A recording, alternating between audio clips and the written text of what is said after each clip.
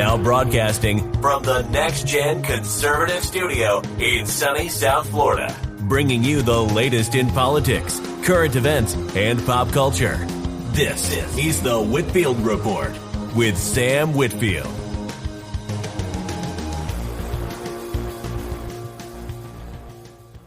And welcome to Savage Sam's 27th birthday stream, part 1. And I apologize for the late hour. Apparently, the people who made OBS, they don't know how to push updates very effectively. So I had to manually download like 2 different versions of OBS to get this working. Fortunately, I was able to save my template, so I didn't have to do that. But anyway, we are here, we are live, and yep. As usual, your boy, I'm here with young Sammy, and I've also agreed to firebomb the offices of the people that push the OBS updates. And I will be doing that in the near future. So everyone keep your eyes on the headlines. How we doing, folks? Happy early birthday, Sammy. Thank you all for listening. Yep, thank you. Of course you're welcome, you little motherfucker. I'm fired up tonight. I had a bad fucking day, but I'm in a good mood now because my day's over. So I'm happy to be here with all you lovely people. Let's fucking hear about it. I'm all for an Apex rant if you're willing to share it. If not, I mean, that's fine too. Yeah, it's not. It honestly wouldn't be a good rant. It's just, bad day. Bad life kind of thing. I actually thrive on self-criticism. It's what has brought forth some of the best things about me. But, too much of a good thing in most cases is a bad thing. And, I'm just, I'm generally fed up with a lot of things, and my job being one of them. And, it's just, it's fine. Everything's fine. But honestly, the real kicker is my car's fucked up. Ooh. And I just got it paid off. So it's mine. And a couple days, and actually this happened a while ago, but my idler pulley in my serpentine system, right, which this may resonate, this should make sense to some people listening, but my idler pulley, the bearing got fucking welded together and the whole pulley yanked out of the mount. So I bought an aftermarket pulley and mount and new belt, and I threw that one in like 1,200 miles, not even 1,000 miles, I don't think. So I'm not real mechanically inclined. So I bought a new belt, and I'm looking around. My crank pulley all the way at the bottom is like coming apart. So it's pulling the belt off of the pulleys, specifically the idler pulley all the way at the top that has like edges on the side of it. So it's like cutting the belt, like one ridge at a time, you know what I'm saying, as it's pulling the belt. So my car is out of commission at the moment while I figure that out. And my quote unquote friends, I was supposed to be home like 2 hours ago because we're on winter hours right now at my work. So we close an hour early. So even if I close on a Saturday, I should be home within almost an hour of the show starting. But I just got left at this random place while this stupid bitch went with her other stupid bitch friend to go do stupid bitch things. Didn't say nothing to me that they were going anywhere. We stopped there for one thing only. That was for me to buy weed. Bitches are incredibly stupid. Apex, of course they certainly can be. As we've discussed, I say that knowing that we have women lurking. On the they're all the same. They're all the same on the channel. Not commenting, but just lurking on Twitter. Twitter and elsewhere for sure. Mm-hmm. But yeah, so that's my rant. It's really nothing spectacular. Just another, anger-filled day, unnecessarily anger-filled day for me because I hate everything, Sam. I hate everything. I'm so sick of it all. I just want to get struck by lightning already. I'm not at that point, but I am at the point where like I just want a time machine. Like I either want to go forward in time to like when this shit like gets to be the worst, like see how it all ends, or I want to go back like I don't know, 15 years or something to like before the pre-woke era of shit. So, but you know, the one thing that does make me happy is that we have chat here, and chat is always willing to hear our rants. Of course. And also we have people who want to jump in and chat. So we have Phil who wants to join us, and I need to give him permissions to do that. Oh. Let's do that. Because I am a fucking boomer when it comes to Discord, and I will admit that. Well, I don't see him online, but I should have. He's not even in here. Yeah, let me see if I. Oh yeah, let me see if I emailed him. Yeah, he's not even in here. Yeah, let me.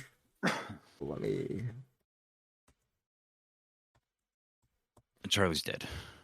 Oh, I see Alan got a new truck. Congratulations, my friend. It's a big step up for a ghost. Yeah, majorly big step up. I was also gonna say, Apex, at least you don't have Beamer problems, BMW problems. Nor do I have BMI problems, huh? Mercer's fat. That's what I was saying. Did you see Pod Apple's I don't know if it's his tweet or his retweet where he's like, this is yeah, where he's Stavi tweeted a picture of himself. Yeah, wearing a Hawaiian shirt, looking fat and retarded. And see, it's well known, like for the last pretty much as long as I've been listening to Come Down, Stavros has been a fat piece of shit, and he's bald, and they joke about him being bald, but he wants to grow like a bald ponytail. He's been working on that for a long time. And just being fat, like it's like the small dick thing, you know. Mercer's been, as far as I understand, he tried to coax Come Town years ago and failed and talked a lot of shit, which is why I think Pod Awful. He probably still listens, just doesn't endorse them publicly. Yeah, I mean that's what I've heard. That's what I've heard. I would actually love to know the fallout of that, because I feel like I guarantee. Go ahead. I'm sorry. Go ahead. I feel like either Merch would have to be too much of a piece of shit to join Come Town, or they would just have to be like bored by him, or maybe both. No, they're not interested in anybody. That's the thing. Like, they have their comedian friends, their close friends, and some of their close friends that are comedians haven't even been on the show. I don't know if like Shane Gillis has been on it. I know Tim Dillon and several other people. I mean, like roommates that they live, you know what I mean? That they literally live with. Have been the only guests. They had Bam Margera on a live podcast thing, and then they had there's been a handful of randoms that they've done, and it's been years now since they've done it. It's not they don't bring people into their circle like that, not the Come Down circle. As far as I understand, you know, I don't look into it at all. I don't what I hear on the show. I don't think I've ever heard them with guests before. They have absolutely had guests. Some of them they have multiple times. Jamel something, a black dude comedian, has been on a couple times. There was like a week or two that Nick went to California and he did a couple of shows with neither Stavros nor Adam, just two totally different people, like a chick and a dude. But you know, but the point is like Mersh, as far as I understand, again, I don't look into any of this shit. I just go off of what I read based on what I hear, uh, is that yeah, he tried to ingratiate himself to like the Cumtown peeps, to the crowd, and got roundly rejected or shit on some way or another, and he took that to heart, as he tends to do, and He tried denounced them. he tried to do the same with Compound Media. Hmm. Like Compound Media, Owen Benjamin. I mean, I know there's a long list. Somebody in the chat, fill me in, yeah. because I know it's longer than just those handful, couple rather, or would it be few? That was more than two. I Few. mean, but he opened for Doug Stanhope back in like 2004. So, that's something, right? Red Bar. Oh yeah, Red Bar is a good one. Red Bar Radio. He tried to ingratiate himself to Red Bar. Now he's a recurring punchline. Probably Medicare too. Oh yeah, he's the reason he hates Medicare is he's trying to get into Medicare's sphere. And yeah. And I Well, don't even know that much about Jim. But from what I know about Jim, I like him, and I especially like Jim because Jim shits on all the same people I like to shit on. well, yeah. Jim's. They call him Daddy Jim for a reason. It's half ironic at this point, but he's the old school of just laughing at people on the internet. Yeah, Alan's going off. Opie and Anthony, Howard Stern, Red Band, Gabe Hoffman, Infowars, Joe Rogan. I mean, yeah. Al, see, Alan actually made a post on his YouTube community tab. I think is pretty poignant that basically everyone, even in, I guess, and I hate using this term, but the RTC community that like Mert has turned on have all been funnier than he is. Oh yeah. No, not even the people that have turned on him, but just the people he, incessantly hates and has to try and mock to his audience. Um, are all. I mean, most of them are funnier than him without trying. He runs a show to be funny, and he's the only time he is when typically cringeworthy comedy. I think he's finally admitted though that like his he finally admitted, and Mersh, if you're watching this, I am proud of you for finally admitting that your stream is an exercise in self-hatred and narcissism. Okay? I I'm glad that uh that you can admit that. Well, and that's you mentioned this before, and I have a question about that because this is one of the things that I don't actually believe that, because there is a wide market of in what do you call it, like self-hatred is kind of what, or self-ownage, and just honestly just being honest, you know Yeah. um about your faults and shit in a comedic. That's what comedy is in a lot of ways. A lot of good comedians are just brutally fucking honest, both about themselves and the world that they perceive. That's kind of what makes comedy funny in a lot of ways. Yeah. That But I but would I would say go that's ahead. why you're good at it, actually. Hush. Somewhat. Well, no, that wasn't my point. What my point was, maybe, I mean, I guess maybe it comes down to the same thing. Is I enjoy comedy too, and I have for a long time. I used to watch comedy specials like when I was a teenager, and my dad used to gawk because I would never really laugh or even really smile while I was watching these things. I was just kind of consuming them. But comedy has always been something that's near and dear to me since I was a little kid. I've always being funny and laughing was always something that I cared about more than anything. But I never considered a career in it. I do this show with you as a fluke and because I like your crippled fucking ass. Uh, I and I appreciate that.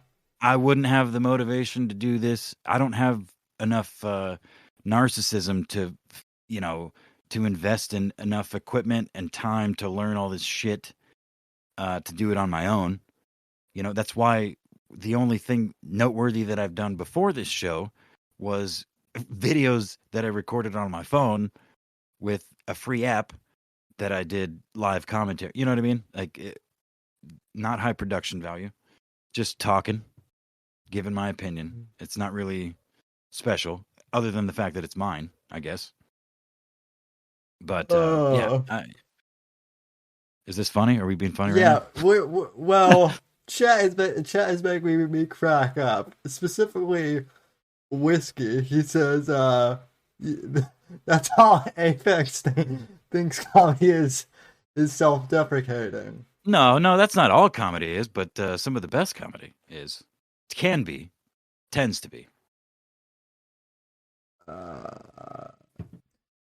Uh, Can be. I shouldn't say tends to be. It can be. yeah. So I Because mean, we all have our fucking flaws, man. And when people are honest enough to maybe not talk shit about themselves, but use themselves as an example to talk shit about everyone else, you know what I mean? There's a fine line between those two things, I guess. What the fuck is wrong with you? I'm hearing You're hearing a cat, aren't you? I'm hearing a pussy in the Yeah. She's freaking out for some reason. in the Anyway. Yeah, Apex is a cat man. We love him for it. I think so, at least. Love me or hate me, it is what it is, man. Um So anyway, Sammy, let's what do you got planned for your big birthday weekend? well, basically I didn't do anything today except for like try and prep for this stream. I went up I got up, went to like a therapy appointment, and actually it wasn't really that. It was an acupuncture appointment because yes, I'm allowing the Chinese to kind of zap my brain, I guess. And then I came back and I slept for like 3 hours. Got up, I was talking to a couple people, and then I did show prep, and then OBS took a shit, and now we're here. And Hell yeah. and now What are you drinking? You're drinking, right? I was drinking Budweiser earlier. I don't have anything right now. Are you going to gift the audience with a crawl to the refrigerator while I regale them with some nonsense that I can't think of? I'm trying to figure out how to add Phil to this stream too. Oh, no. Let me. Oh no, not Phil. I know The only person in our circle that talks more than me. We can't do that, man. Well, I'm just kidding. I mean, it's your birthday stream, nigga. Do what you want. And then our friend Christian Bladt may come on at some point, but I don't know. Why is Discord being a faggot right now? Such faggotry.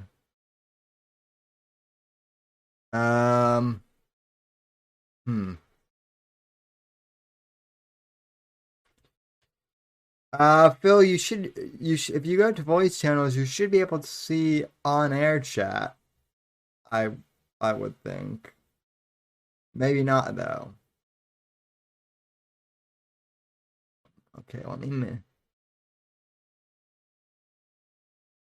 me go to the settings. This should be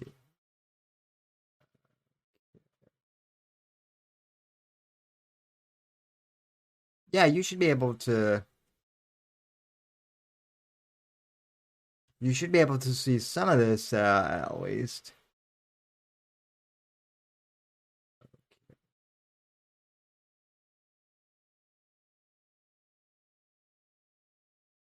Fuck are we doing, Sam? You dicking with Discord? I I just fixed Discord, I think. But Christian Bladt will be here momentarily. He says he's not sure how to jump on. I need to send. It's a new Discord. You got banned. Yeah, Again. I've been banned 3 times by Discord.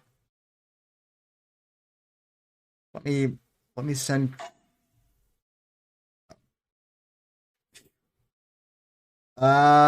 Fortunately, my phone did not go off. Otherwise, I would have been hit for copyright just then. What was it? The fucking Godfather theme? No, it was Judas Priest that was about to. Oh. Because yes, I actually do listen to. I listen to boomer music. What can I say? Oh, hey Phil, you figured out how to use Discord finally. I had to restart. I had to restart it in order Hi, Philly. I was messing around with it, and I was trying to get on, and it wouldn't let me on. And then as soon as I restarted it, I saw everything. So I was like, "All right, Oh, good." Okay, well, glad to have you here. Glad to be here. Happy early birthday. Thank you. And we haven't even gotten the Coke out yet. I know, right? We gotta get the Coke, the strippers, all the we gotta get this party going. Well, we got our lady troll in the chat. Maybe she'll show some tits finally. Which one do we have? Which lady troll do we have in the chat? Carly. The one LARPing as a dude. Yeah. As long as they're real titties, I'd be like, you want to see my National Geographic titties? Here you go. Like, oh, all right. Anyway. Well, yeah. Well, yeah. Go ahead. Well, I mean, G4 is, I guess they're trying to make a comeback in regards to that whole thing. Unsuccessfully, rather, but hey, they're still trying.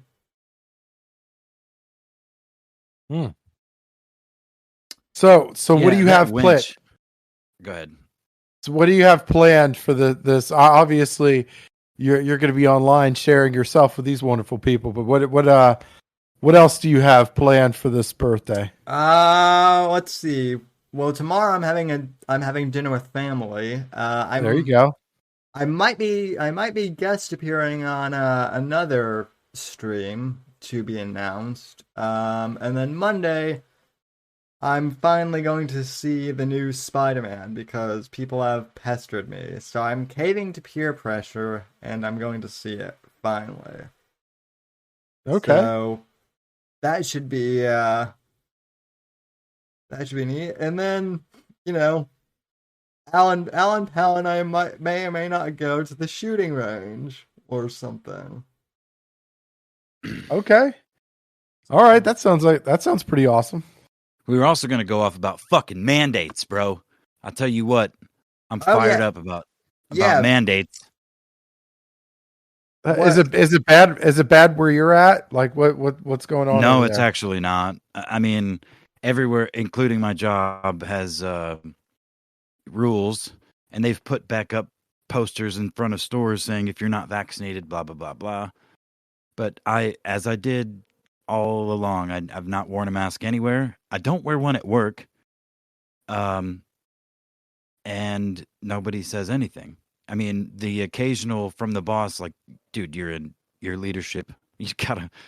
Well, no, I don't, and you can't make me. Yeah, I don't agree with it anyway. So, everybody underneath me has the option, as they should. You can wear one. The company says you should wear one. You might get fired if you don't, but I'm not going to make you, and I'll get fired if anything. And it's been almost 2 years. It feels like fucking 4. But yeah, no, I don't.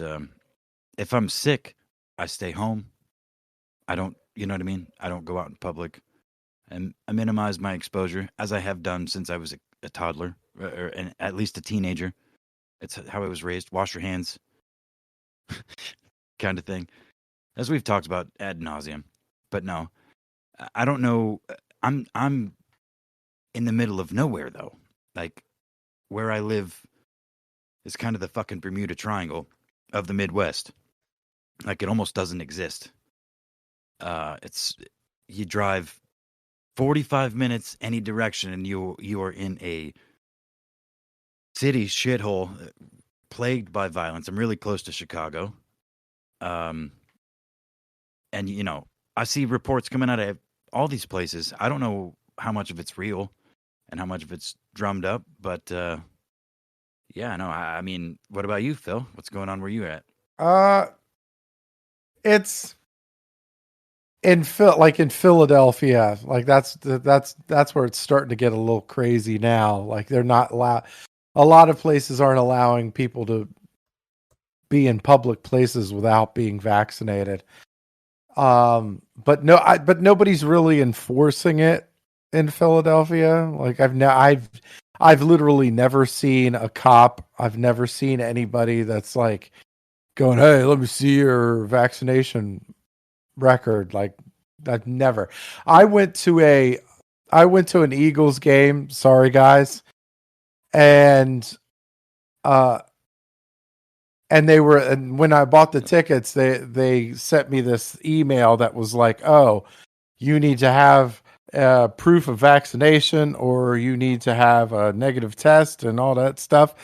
And so I was like, "Oh, well, I got to get the test." Da, da, da, da. I get there and nobody asks for jack shit. Like nobody. So it's, Well, I think it's, I don't know. It's one of those things.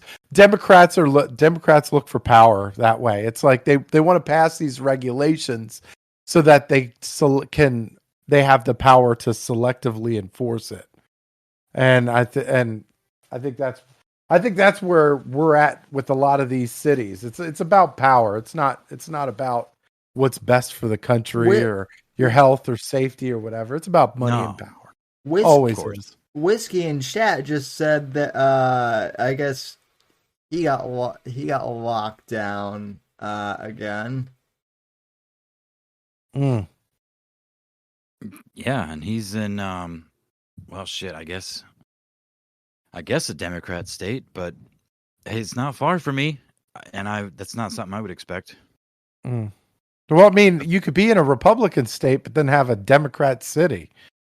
I mean, that's kind of getting out of hand too. Look at Texas, right? Texas is a red state, but you got these crazy ass blue cities that are just going crazy with the frickin' awesome. And yeah, I mean, it's ridiculous now.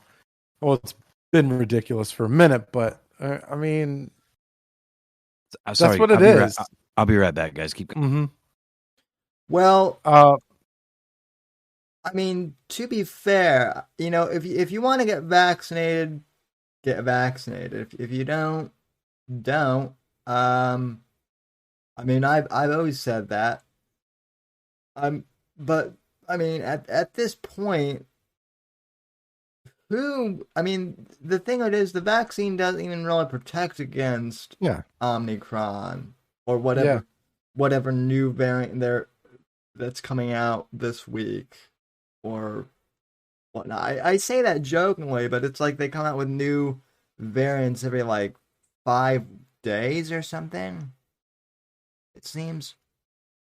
Yeah, I mean the thing.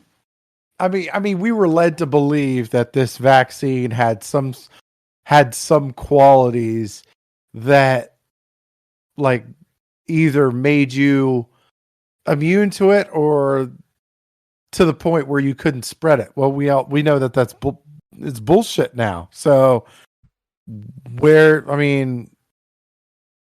Why? Why would you just? Why are you still forcing people to get vaccinated, knowing damn good and well you can still spread it and you could still get sick from it?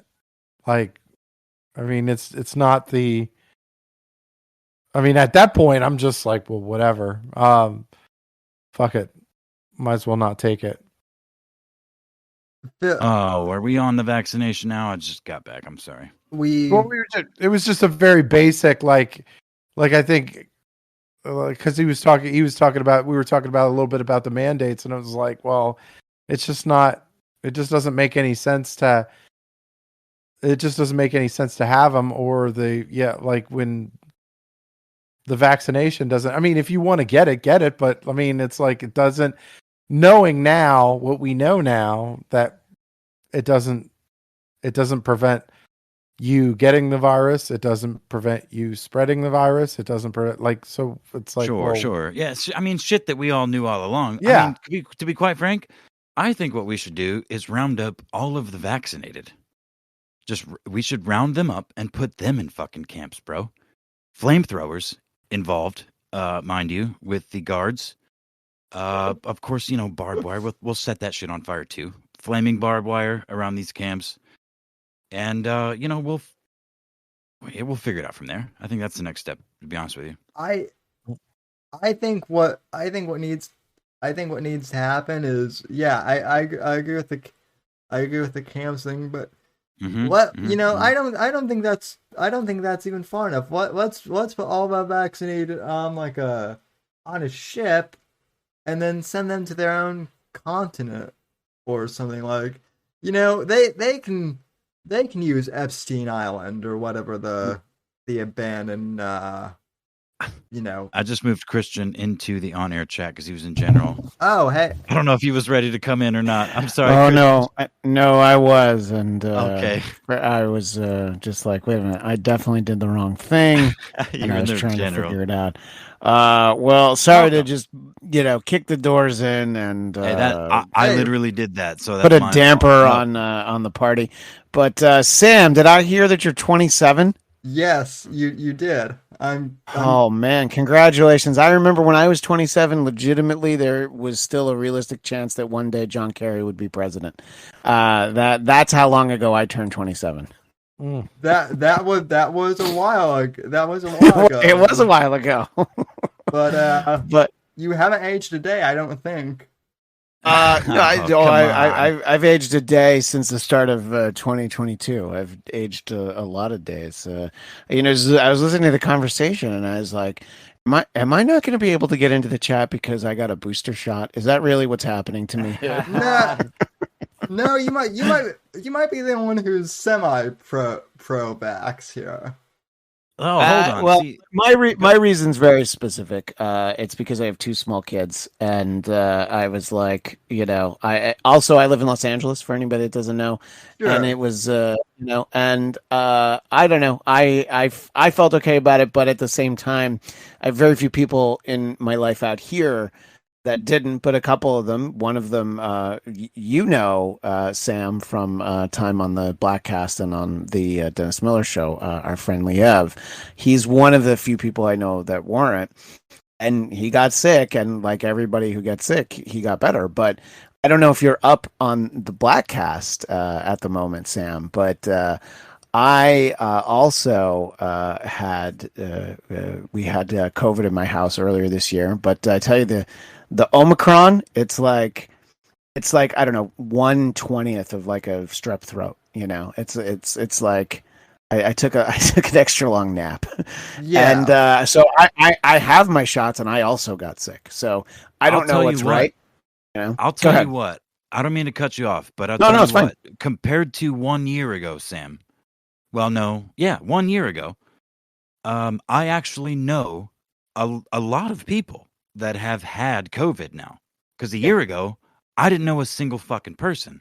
I knew very few a year ago. I agree with you. I did know a couple. I had some friends who lived in New York who, like, within less than a month, like, got it and got it bad. But for the most part, I didn't know that many people. I agree with you. But it actually, before I had it, my wife and I were talking. It's like everybody we know has it. Then they have it for a little bit, and This, look, I definitely don't pretend to know science of anything, but I think this one more than any other, the people that I know who are vaccinated versus who aren't, they all seem to. It seems that this one's pretty easy to kick. And what I've always said is I don't want anybody to ever get sick from it, but anybody who does get it, I hope they get over it quickly. And whether they got somebody that didn't get a shot, I don't think deserved it, which is a narrative that it's hard to avoid online, and so it's like, well, did I not deserve it, because I took my kids to Legoland for New Year's, I mean, I don't know. I don't know when we got it, but we as soon as we found out that my kids were sick, we told their schools, we kept them home, and it was like, all right, let us know when they test negative, and they can come back soon. It's really messed up, Christian. For sure remember a time when school, work would straight up bully you into coming into either school or work if you were sick. Oh yeah, I mean, especially work. Especially work, right? Working in radio and television. Back when I used to be in show business, it was just the idea of like, what do you mean you're not coming in today? Mm-hmm. I've never been an essential employee pretty much anywhere, and the idea of staying home, I agree with you 100%. Right. And to some people, that's like a very American thing, which on the one hand, I guess we can be proud of ourselves, but on the other hand, it's like, maybe when you don't, like, not when you have a cold, but like if you're like, oh, it's everything hurts, I don't want to get out of bed. Don't bring that into work. And I'm not even talking about COVID. I'm talking about well, right. There's a couple of, listen, in my mind, and I am 35 years old, for as long as I can remember, if you have a fever, if you're throwing up, if you have diarrhea or any well, maybe not the diarrhea part, but if you have diarrhea plus one of the other two, those are the three just off the top of my head that if you have, you shouldn't be around other people because it's likely you have some sort of virus or something, some sort of contagion that will pass on and make other people sick. Now, we have a God-given immune system. Thank the Lord for that. That is one of the most amazing things the universe has ever created, as far as we know, other than the universe itself. But we, the idea that the immune system, I'm sorry, I'm getting off track. This whole, like, even my company right now, we've hired more people than we've ever had in the last year. I mean, we went from a basic skeleton crew. It's a retail type of business. We have a store, open, close hours. We deal with customers. We sell stuff, right? We went from, like I was just mentioning, when I started there in 2019, since the store opened, the bosses, including myself, would be like, well, how sick are you? Are you throwing up? What's wrong? Let me send me a picture of your fucking thermometer type of thing. Like, I need you here. To now, corporate is offering people so much money and time. Like, if you have a sore throat, if your back hurts, all these symptoms, they're making us check into work, which by all accounts is illegal. You have to check into work at least 15 minutes before, either on an app, via text message, or via phone call, before you can even clock in. Answering all these, verifying that you're not sick. You don't have these basic symptoms. You don't have a cough, a sneeze, you haven't tested positive for COVID. It's literally insane because all of the symptoms are things we've all dealt with. And like I was mentioning a minute or two ago, I now know a handful of people that have been really sick with COVID, quote unquote, been diagnosed and been sick. Their whole house got it. And everyone has been different, but they've all been, it's just the flu. Well, it's a bad cold or it's the flu or whatever. And the difference is the propaganda behind it, the fear pushed behind it. I've literally talked to people within the last 3 days, people that I respect that think that they're putting COVID in the water because the at-home COVID tests say don't put the COVID test into anything other than your nose because it will test positive. So they think that information tells them that, well, they're putting COVID in everything, not that the COVID test itself is just going to, maybe faulty. So I mean, that's crazy because we all know that the COVID's in our cell phones, and that's the only place that it can be found. So, I mean, that right there is just insane. I'm sorry. Who did I talk over? My apologies. No, keep going. Please just cut me off. Please. Yeah, I will go for it.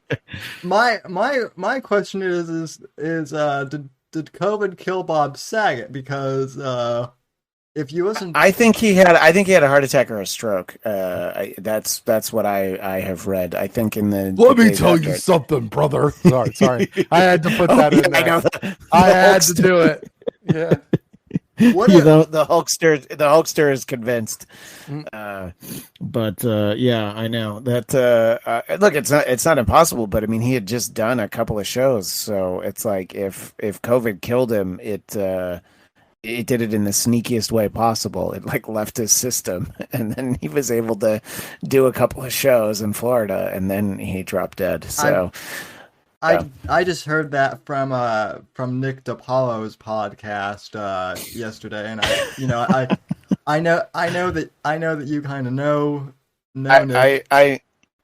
I love Nick, but he is usually not my. He's a top-notch source for comedy, not so much a top-notch source for news. Yeah, but yeah, no, I mean, I'd heard that in the days after it, and yeah, I mean, it was Hulk Hogan said that, right? It was Hulk Hogan's theory, which I mean, I didn't. It's Hulk. We don't hear much from Hulk ever since that video of his, and he, I guess, bankrupted. What company was that? Gawker. Yeah. So yeah, he usually keeps to himself because he's like, what do I need more trouble for? I'm still not sure that Alex Jones didn't just rip off his whole gimmick from Hulk Hogan.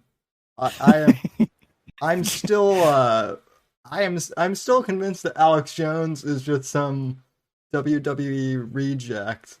That I mean, look, he's always doing a hype video for a steel cage match with the Lizard Man. I mean, I think that's a big part of Alex Jones's shtick, and Alex Jones is incredibly entertaining, and I think that it's a lot of what people need to separate. It's like Joe Rogan is incredibly entertaining, and he has people on with different points of view, but it's not as though it's presented as like.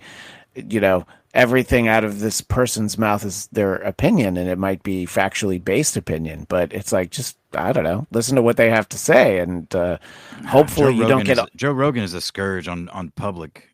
Yeah, well, I mean, hopefully you don't get all your, I get all my information from Sam Whitfield. I think that's what we should all be doing. Yeah. Quick question though.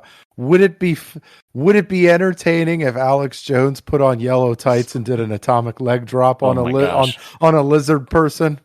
Entertaining is not a strong enough word. That would be brilliant, and I think that would be one of those seminal moments in human history. It would be like, where were you when you saw Alex Jones in yellow tights? Well, seeing Alex Jones do the Joker impression from like way back in the day. That was when I first discovered who he was.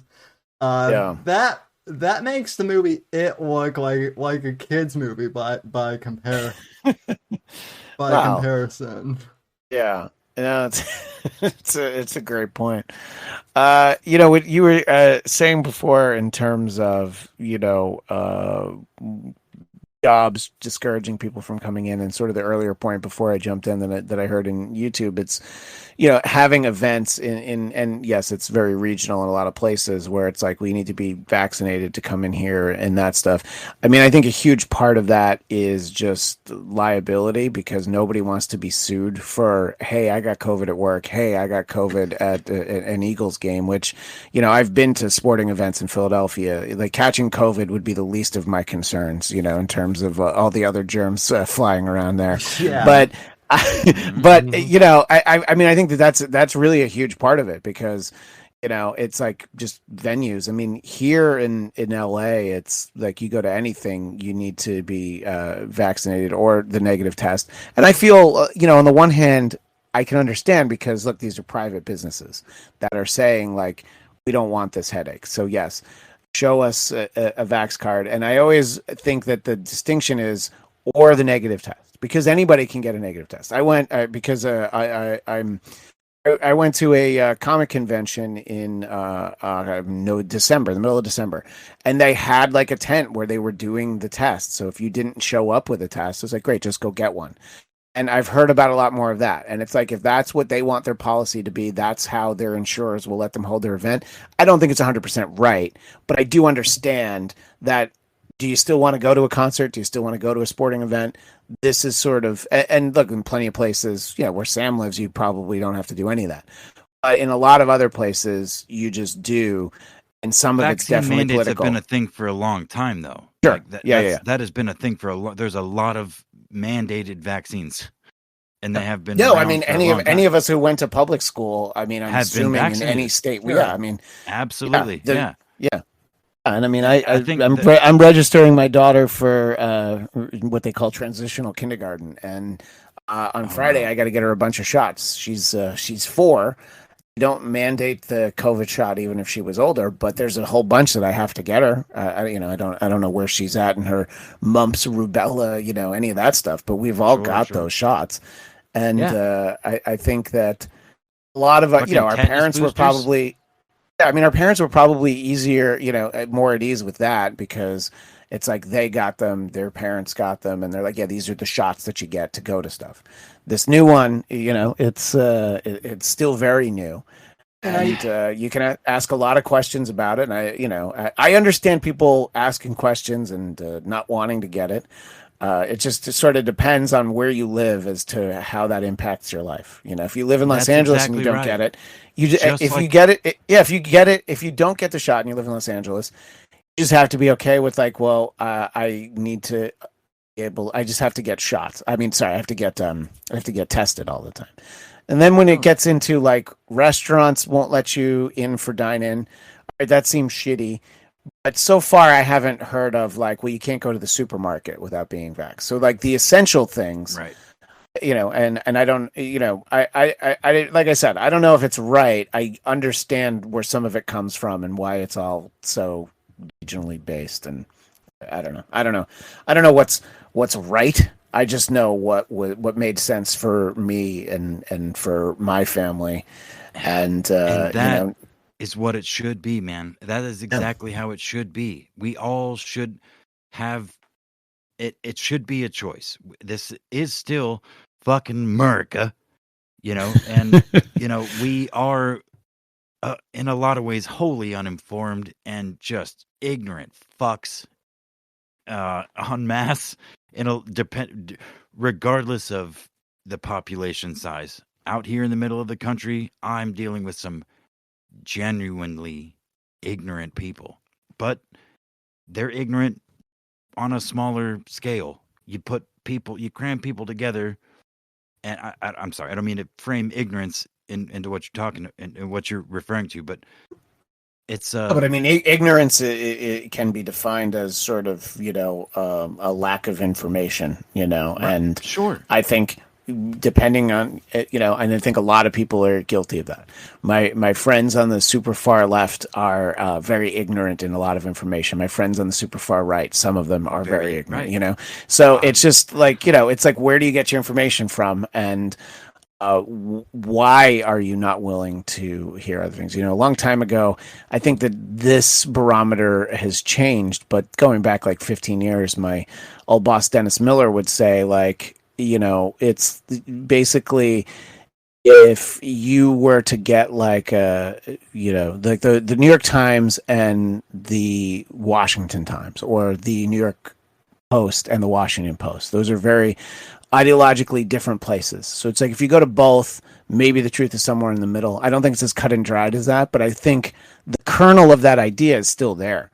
It's like, yeah, you should, and I've long thought that somebody to have made a killing, giving just actual information with no editorializing. Yeah. But I guess there's no market for that. So, well, and part of that whole thing, it's interesting that you bring that up, because one thing that that I've run into a lot kind of in this is the whole idea of clickbait and needing to have like a catchy title in order to attract eyes and whatnot. And there is the whole thing of, if we just reported the news with no spin, it would be too boring for some people. And so, would it be better? Sure. But would it make as much money? Probably not. So that's why it doesn't happen on either side. Yeah, and I mean, there is it's been said for as long as I can remember, just about the difference between the internet's not real life, and the advent of social media over the last decade plus. It's like it's a whole new thing. It's still not real life, but there is a whole population of people that have lived their entire lives here on the internet. Yeah. There's a lot of people in this country and outside of it. And discerning reality from falsehood, again, is a historically treacherous path. I feel like it's why everything's so fucking confused right now, because normal thinking, I guess, generally normal thinking people who spend almost all of their free time on Facebook, outside of taking care of their friends and their family, their kids, and their responsibilities, all they see is the headlines. And I mean, I'm projecting a little bit here because I've definitely done that before. I'm relatively new to the internet, as longtime listeners would know. Or I mean, this form of interacting with it, but I don't remember what the point was. I'm sorry, guys. Phil, you haven't said anything in a minute. You still there? Yep, still here. Okay. What's up? I was just gonna say, I know, Christian, you and I have talked. I know that you knew Andrew Breitbart back in the day, and I was just thinking last night, obviously we have no way of knowing what he would think, but I almost have to wonder, because I know back in the day he was a bit of a Twitter addict, self-admittedly, but yeah, absolutely. I was kind of thinking, I'm like, would Andrew still enjoy Twitter if he were still around today, or would it be too much of a dumpster fire even for him now? Because it's a great question. I also feel like he would have, just because of the nature of his name and what he does, he would have been under one of like an industrial strength microscope, and probably wouldn't be able to be on Twitter without adding new accounts. Sort of like anybody who tries to follow Anthony Cumia, he is always up as something different and never his name, because he gets kicked off pretty regularly. And so, yeah, I think but the bigger question, I mean, I think he loved the immediacy, the interaction, and he would always retweet. Like, he was the first person I knew to do this. A lot of people do it, but is retweet the most vile, like, hate-filled comments, and he just loved that stuff. People that disliked him that much, and he would just retweet them because it's like sort of shining a light, like, this person said this, publicly. This wasn't a DM. So I do wonder. I think about that sometimes. What he would think about just social media. And it's admirable, all the people who have tried to start other companies and offshoots and things, but it's still hard to, if you're not Facebook, Instagram, Twitter, TikTok, if you're not one of those, you're not reaching as many people. And so I would like to see if Andrew Breitbart had dance routines on TikTok, though. That would have been amazing. I feel like he would definitely have a dance routine on TikTok. Oh my gosh, yeah, absolutely. I also feel like him and Tim Dillon would have already Yeah. started a podcast by now. After they fuck each other. That's a great point. Yeah, Tim Dillon is. It's funny because Tim Dillon is one of those people that, like, if you know, I don't mean if you know him because I don't know him personally, even remotely. But if you know who he is and you get, like, I don't want to call it shtick because that's demeaning, but if you get what his approach is, he's one of the funniest people working today. He's very funny. So funny. And but a lot of people, even people who consider themselves open-minded and like a lot of comedy, like, maybe like, oh yeah, somebody that any of us know that might be like, oh yeah, the new Chappelle was great, Louis C.K.'s new special was great, both of which are things that are true. They may not even know Tim Dillon just because of where he gets the opportunity to shine isn't as mainstream as having a Netflix special, But then at the same time, you see guys like, Shane Gillis put his latest special on YouTube, and he's got like millions of views. Very good. That and it's like, good. Yeah, his new special is great, And I think even some of your older sort of, I don't want to call them establishment, but other comedians are just starting to realize, like Jim Florentine's been around forever. He's one of the puppets on Crank Yankers, amongst other things. And he put his special on there because it's like, Netflix didn't call. So the next best thing is like, just put it up there. People will watch it. And then you have a link in there for when you have tickets on sale, or, to buy an album or whatever you put out.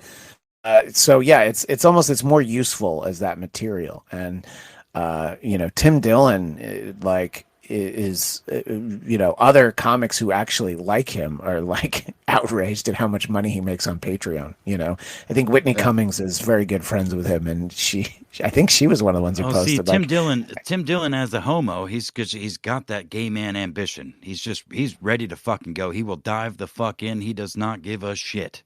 He's ready to go. He puts it all in wherever it's going. It's just all there. That's kind of he's got his fake business merchandise. It's great. Yeah, it's his Megan McCain impersonations were probably the funniest thing maybe I've ever seen as far as impersonations go. And I have a couple of friends who worked with Meghan McCain in radio, and Tim Dillon's impressions, I think, are very kind comparatively. Yeah. I know I bring it up all the time, but I'm not going to mention the podcast, but I will.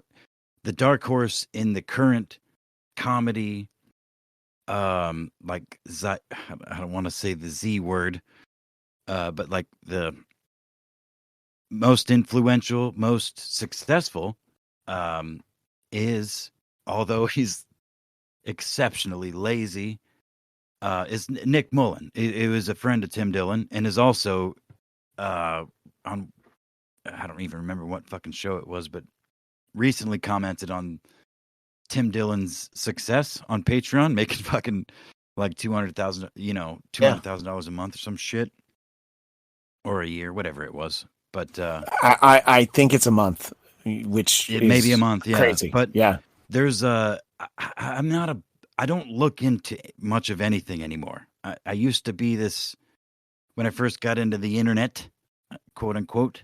I was, I never really went on Reddit for much of anything, or anywhere else for that matter. But I just kind of observe things and make judgments based on what I see, without looking further into it. It serves me well, and I enjoy it. But the Cumtown podcast, and which is Nick Mullen's podcast, is thanks to YouTube and the wonderful algorithms, I have been recommended videos of people I don't even know who the fuck they are, and they get like 2,000 views. But there's actual Saturday Night Live skits within the last year or two that are straight up Cumtown bits. So there's like Yeah, no, SNL and I'm not. writers I've heard of that of Come Town and the it's guys horrible, involved, but dude. Don't I've heard listen to specifically it's what you're horrible. talking Don't about. listen Though. to it.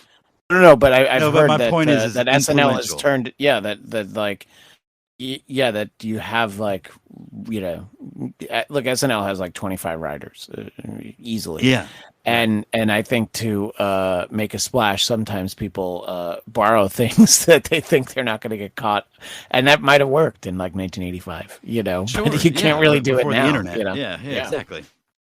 So Yeah. So, but yeah, again, Tim Dillon is prolific, and not only is he funny, he's very smart.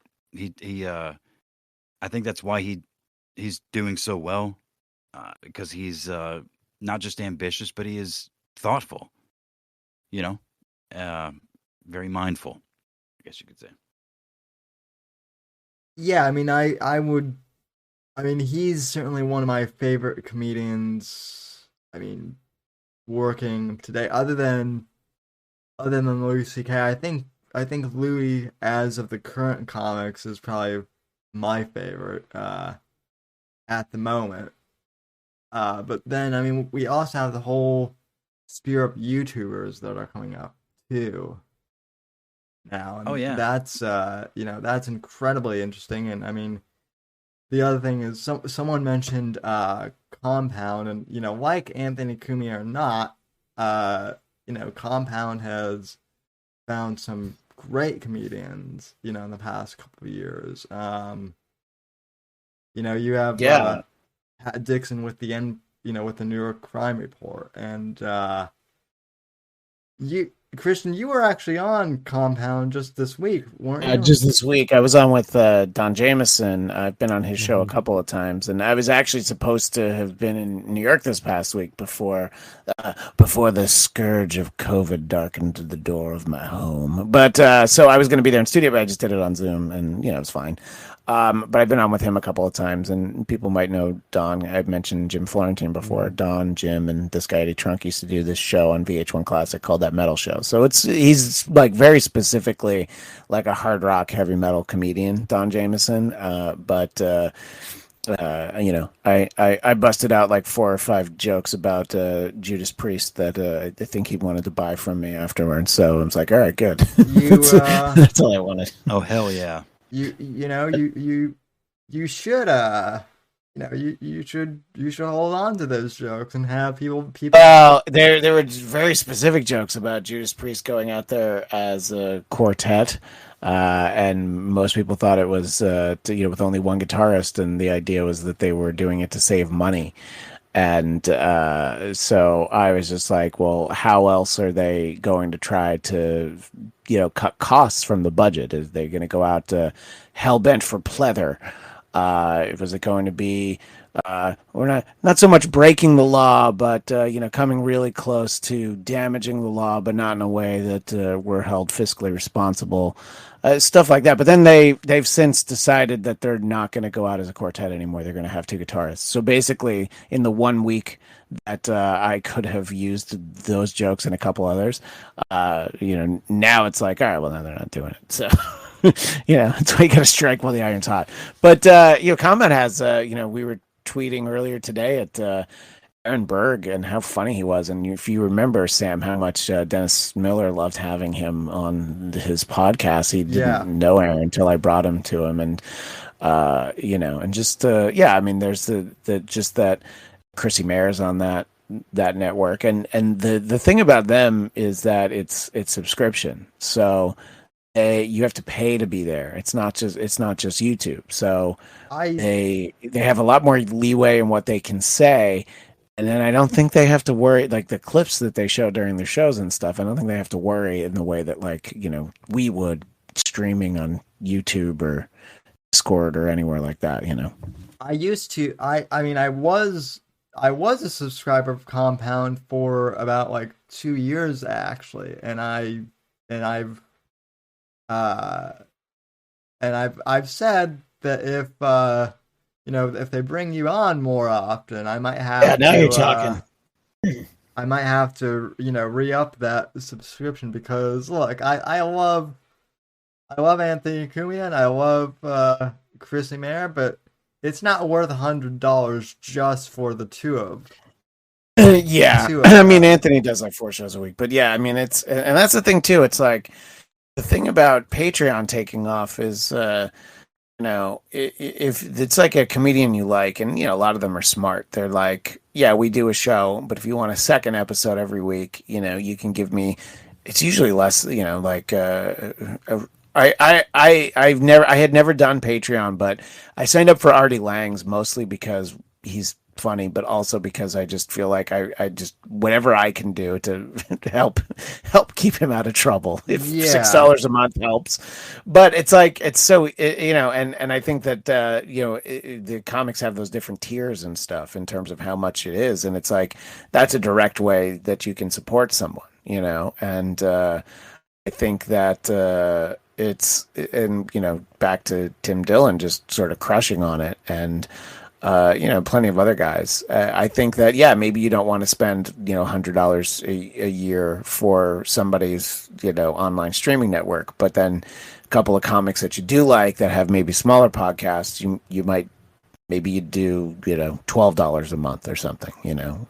Spread it out a little bit. So I've invested. I bought it like right in the beginning, Compound Media, like when back when it was still just the Anthony Cumia show, right? Or the Anthony Cumia, like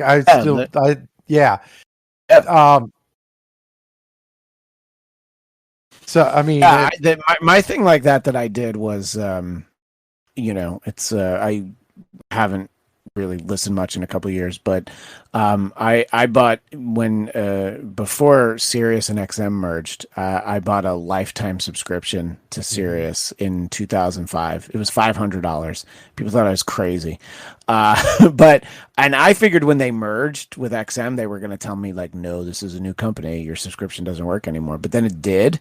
And I'm like, oh, okay, so I haven't given them any money since 2005, So, when you can get in on stuff like that, I think it's worth doing. And I think if you listen to, there's great, back to Anthony. There's a lot of like his show alone is enough to. He does 4 shows a week, 2 hours a day, but then there's all the other shows too. So it just sort of depends, and that's sort of the great thing is like. These are things that you pay a little bit extra for in the grand scheme of things, and you can really control the content that you get. Back when it was like, well, you're gonna watch whatever's on Comedy Central and you're gonna like it, or you're not gonna watch anything. So it's great to have as many choices as we do now, for sure. Yeah, it definitely is. The one thing that I'm very interested in is the fact that like HBO Max has kind of taken off the way it has, and speaking of which, has anybody else watched Peacemaker on HBO Max? Not yet. I can't. I'm not even remotely like a John Cena fan. I've never really watched wrestling, but that show is so unbelievably funny. It's a spinoff of the most recent Suicide Squad, the James Gunn version, and it's so fucking funny. The first 3 episodes are there. I watched them all last night.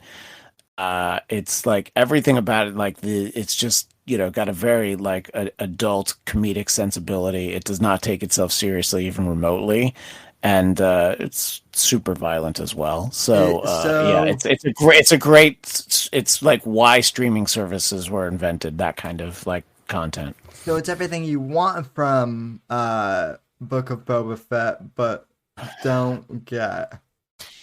Oh yeah, the dances with Tusken Raiders sequence was awesome. Yeah, that was great. I was talking to our friend Will Sterling about this earlier, and he pointed out. So this is his idea. I'm giving credit to him, but that in the 3rd episode of Book of Boba Fett, not a huge spoiler, his new crew is basically Griff and his crew from Back to the Future Part 2. And that there's also they have like a Back to the Future chase sequence in that episode, and it's so underwhelming. And also like Boba Fett, people loved Boba Fett because he barely talked and he just looked so cool and he was this badass bounty hunter. he's like actually like a super nice guy and very like emotionally complicated. And I'm like, Yeah, I didn't want that from Boba Fett. Like Yeah. I take that from a lot of characters, but he's not the one that I wanted. I didn't want a kinder, gentler Boba Fett. Well, people think that this is going to be some sort of anti SJW, Disney type of thing, but it's not. But this is the problem that I've had with Disney Star Wars, which is that they've overly sanitized like a lot of characters, and I think Boba Fett is the perfect example. Like when Book of Boba Fett was first announced, I was kind of like, oh well, I would love like a Sons of Anarchy or like a Breaking Bad type of Oh my show god, yeah. set in the Star Wars universe. But it's not. But sadly, I don't think it's going to happen because it's Disney Star Wars. I think you're right, and the reason why Mandalorian works is that he's a new character.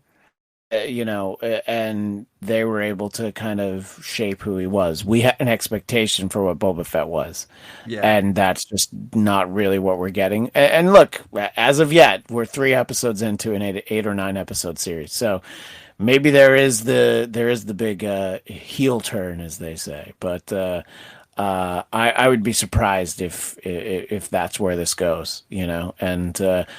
When they teased like Book of Boba Fett like a year ago, I thought it was going to be like a Disney Plus movie. This was like 2 hours. I was like, I didn't know it was going to be an ongoing series. So yeah, there's only so many Walter White and Tony Sopranos out there where you have series focused on truly bad people, and I guess that the Disney's like, nah, Boba Fett's not so bad. Come on, I mean, it's not even that he had to be bad. It's just I always like the moral ambiguity of the character. I mean, he's a bounty hunter who's got the most money. You know? He's John Wick in space before John Wick even existed. Although we all know that Keanu is supposedly the nicest guy that you'll ever meet, from what I've heard. I've heard very nice things about Keanu, but anyway, I don't know how we got onto that. So we went down a Boba Fett rabbit hole, I did bring up Peacemaker. I think I did that.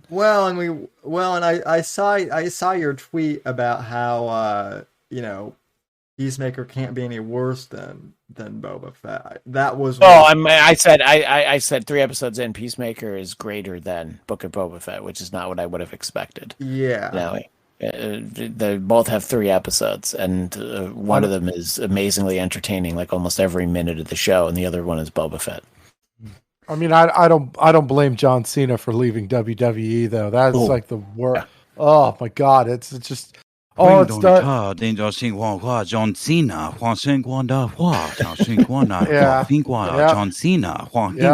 I am sorry that I said fucking Taiwan is a country. Fuck you, you're East Taiwan, you fucking Chinese pieces of shit. Yeah, fuck you. That is very true. That's very true. Like everybody saw, like everybody saw what Dwayne Johnson did, and John Cena's like, I don't even have to do that. But like that's really the approach I should take, is just try and be more like DJ, Yeah, I mean, WWE's become incredibly bad too. It's like when you when John Cena left, he left. Really, he was kind of like booed. He was like, it was like a mix of cheers and boos or whatever. Listen, and it was like once he came back, he was getting cheered. And why? Because the product got so bad that they were pretty much begging for him to play any role at all whatsoever. When the World Wrestling Federation cucked to the World Wildlife Federation, I checked the fuck out. I'm pretty sure it was like 15 years, 12, 13, I don't even know. That was a long fucking time ago. But you know what? You know what my takeaway was from that? Don't fuck with pandas, all right? Because they even took down Vince McMahon. That's how hardcore the pandas are. Yeah, the PETA, they are global, man. The U.S. government couldn't even take down Vince McMahon, but fuck with a bunch of pandas. Yeah, that dude's going down. Is that early days of the internet? Mm-hmm. Was it not? Is that not when that happened? Or am I misrepresenting? No, you're right. Look, I just remember still the greatest thing from my childhood was watching then billionaire and real estate developer Donald Trump beat the crap out of Vince McMahon on national TV, which makes me feel old. Which got turned into a meme, right? Yeah. The CNN meme? Yeah. Mm-hmm. Yeah, which got turned into a meme, which then led to that same meme being blackmailed by CNN, supposedly. Oh my God, that's right. I forgot about that. No, CNN straight up doxed that dude. Yeah. I forgot about that. That was in like 2015? Yeah. That was before he was president. Yeah, that was like holy shit. Yeah, and that was back when he was like a joke candidate too. Yeah. Incredible. Yeah, Guess what, you fucking nerds? In chat, I'm gonna eat some beef jerky on mic. I haven't eaten on mic in a while. Nice. Sorry, guys. I'm gonna do that. Really? So you're doing ASMR on your birthday stream? Uh-huh. It's his birthday gift to you, Sam. Do a little ASMR. Do we need to?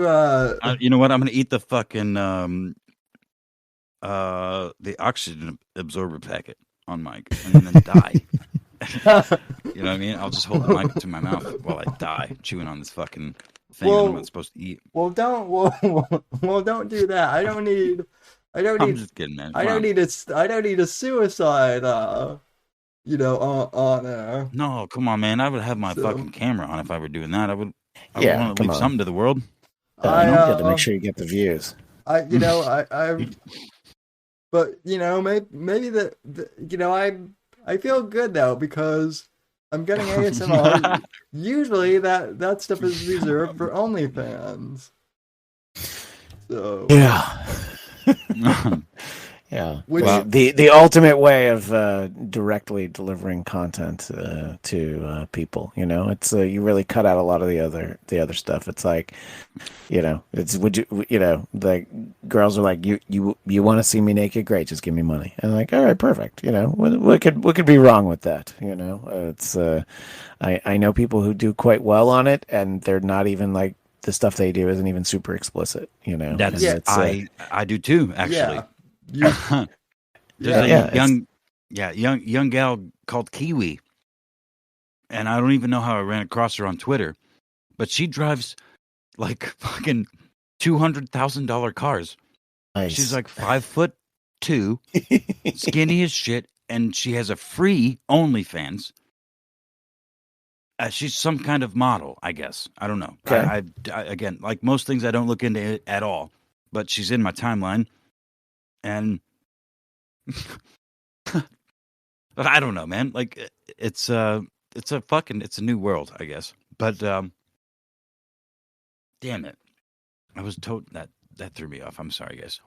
Hey, look, we're talking about and I'm gonna have to look up Kiwi because obviously just thinking about her seems to have distracted you. So Kiwi the small, Kiwi the small, nice. Yeah, like small, like the meme talk SMLL. Small. Yeah. So, Sam, I heard you saying before some of the things you were going to do for your birthday. So you haven't seen Spider-Man yet, but you're going to go see it. I haven't seen it yet, but thanks to Emergency Awesome, motherfucker, I already know all the spoilers because of your thumbnail.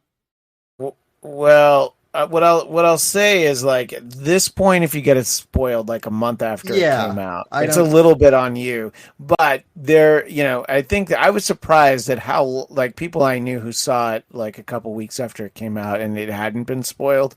But yeah, I mean, I've seen like T-shirts for sale now that are basically if you wear it, you're a walking spoiler for like the coolest thing about the movie.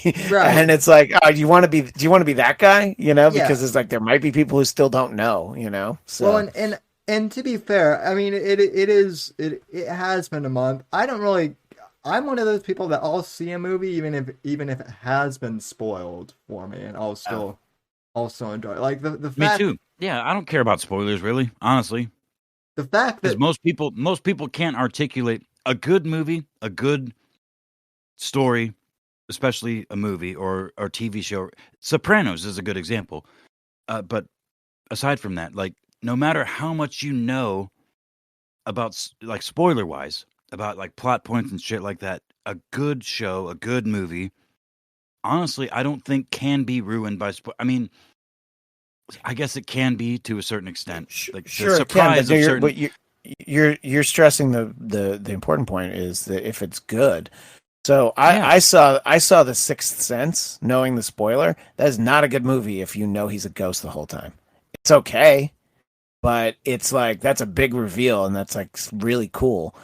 But you know, whereas I think like Usual Suspects, if you know he's Kaiser Soze, that's fine. It's still a pretty cool movie, you know. It's you know, I think it just sometimes the big shock, the big surprise, sometimes it's like, oh, actually the movie wasn't that great if it weren't for that.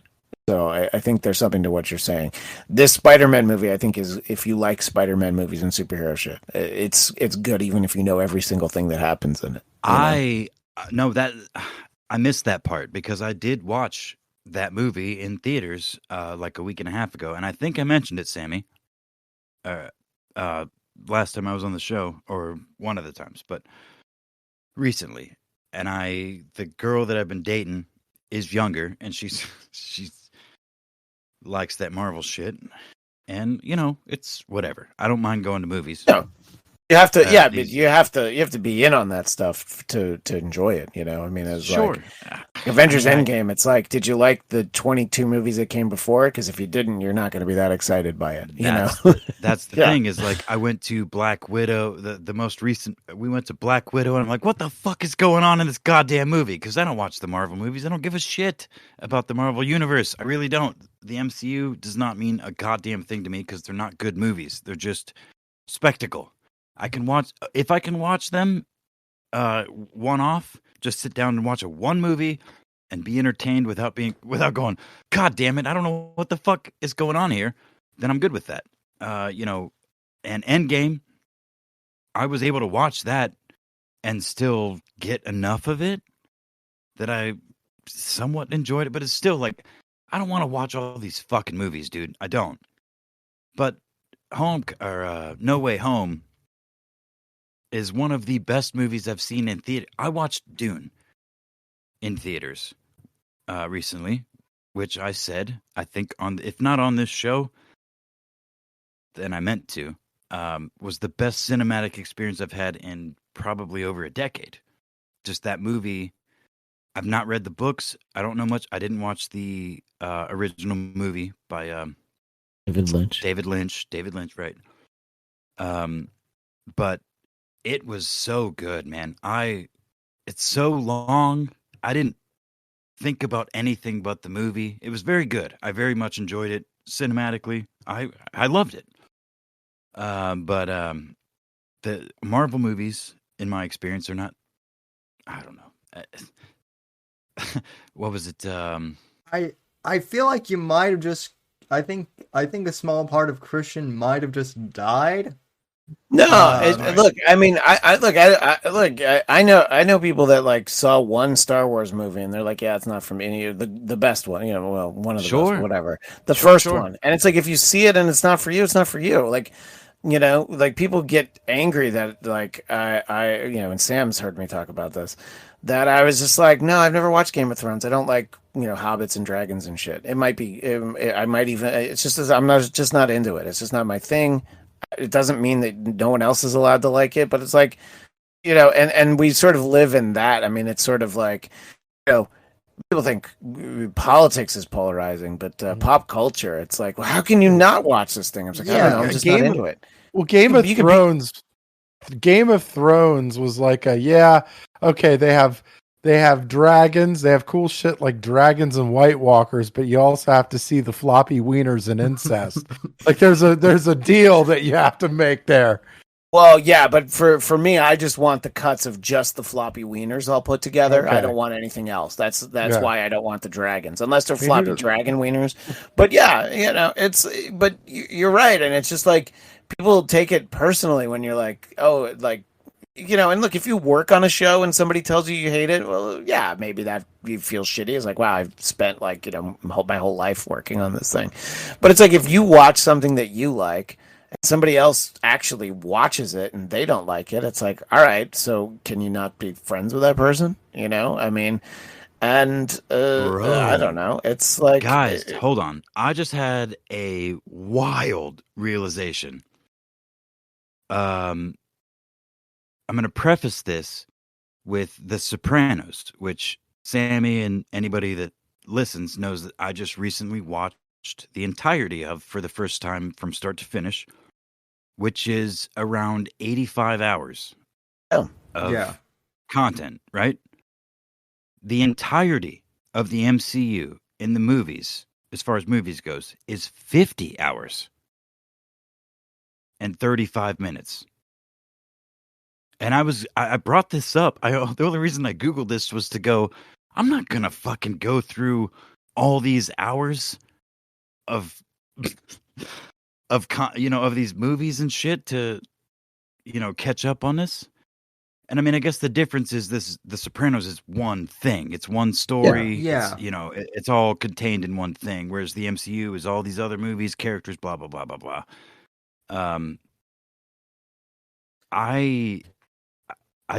I'm actually kind of lost my point because I thought it was but you're saying I thought it was a lot more hours. The Sopranos is more hours, but it's obviously one of, if not the best show ever. It's a significant time investment. It's a significant time investment. Well, right, but it depends on how do you personally want to invest your time. I don't want to invest my time in Game of Thrones, and it's my time. I'd rather invest. You're right. I'd rather invest my time doing blow smoking hookers than smoking hookers. Hell yeah. Blow smoking hookers. Let's do it. Let's go, man. Yeah, I mean that's really that streaming services are for people that don't spend their time doing those things, because it's like, well, why don't you watch all this? But yeah, it's like, it's like, you want to watch all like 24 seasons of Law and Order SVU. If you love that show, great, but that's a lot to fucking watch of anything. You want to watch every episode of Hee Haw, it just depends on what you like. There's a lot there's so much stuff out there. And like, does somebody want to keep current on 32 seasons of The Simpsons? Or did you fall off after like 9, like most people? Yeah. Yeah, to back up a little bit, I feel like we have so much choice of good content, especially TV-wise, thanks to The Sopranos. Oh. Everybody. I don't understand how people like hate watch series. I can see watching a movie that you think is going to be terrible and enjoying that. That's sort of the Mystery Science Theater effect. But people who like that show Girls that was on HBO for a while, the Lena Dunham show, the people that I knew who watched it all hated it. And I'm like, why do you watch it then? It's like, I don't have enough time to watch the stuff I really, really want to watch.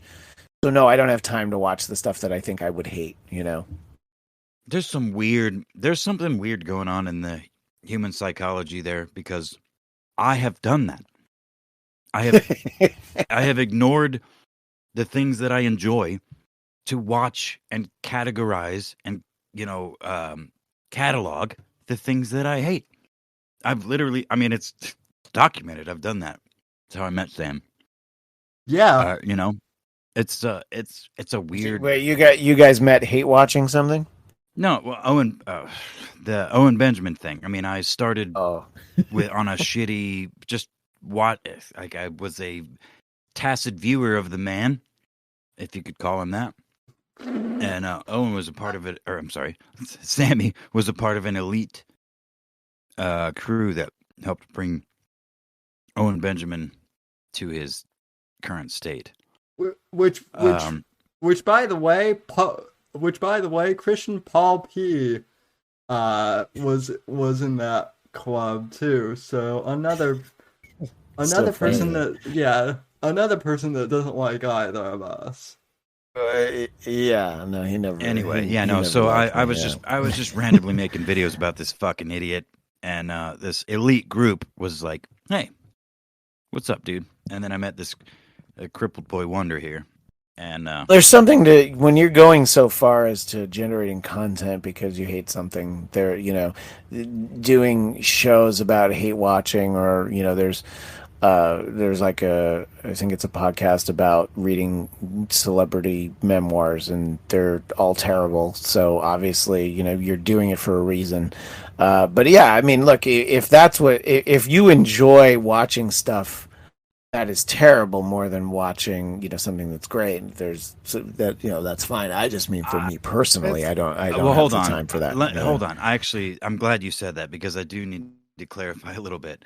It wasn't like a hate watching thing. I found Owen, this caricature, I was not an internet person. It just found him tacitly.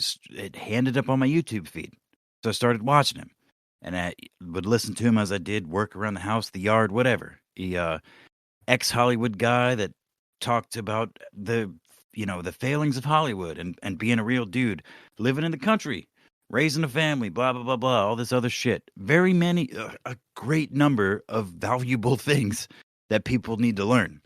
Which is the hard part. But he, over time, just again tacitly listening to him, noticing the danger of the shit that he's talking about, because a lot of ego came into it. It wasn't about you do you. It was about crushing dissent of all sorts. And there's this whole gummy thing, blaming a certain couple of individuals of sending him poisonous gummies to poison him and his family, that I happened to see live, or hear live rather. And I just felt an urge to point it out. It wasn't like a hate watching thing. I felt like an actual drive to point out something wrong that I saw. Like, this dude, as many things as he says good, he's probably leading you the wrong way, because there's ego involved more than he will admit. I don't know. It's very long and very, very well worn path, but yeah. I think to sum his character up, I think he's one of these people. He might have left Hollywood, but Hollywood never left him, so to speak. I mean, that is one thing I do want to ask, that I've wanted to ask Christian for a while. I'm not asking for specifics, but 12 inches is working well. Well, come on, we all knew that, but no, well, sorry. No, the question is, I mean, you've been in Hollywood for a while, and as far as egos go, are there certain people who you've worked with and you're like, yeah, they're really egotistical and they have major problems? Or the surprising thing is that it's a good way to use this microcosm would be like when I interned at Saturday Night Live was in 1998, so it's like a very specific cast. Probably the biggest, most successful person to come out of that era is Will Ferrell, who at least in 1998, literally one of the nicest people you could ever be around. He was a very sweet, very kind person. And a lot of people don't remember Chris Kattan, but he was an Corky asshole Romano. and full of himself. Yeah, Corky Romano, and he was such a dick. And a lot of times the ego and arrogance is not the people that look. There's people that are brilliant, and then sometimes you're like, all right, I guess it's like you just, in your head, think of like your favorite musician, favorite actor, and you're like, they're so good. And then if you met them and they were dick, like, yeah, but they're so good. I guess maybe it went to their head or whatever, Yeah. and that's usually not the case. A lot of times those do tend to be really nice people. It is people who maybe it's a defense mechanism for subpar talent that some people just get carried away with it. And yeah, I mean, you definitely run into people where ego is a problem.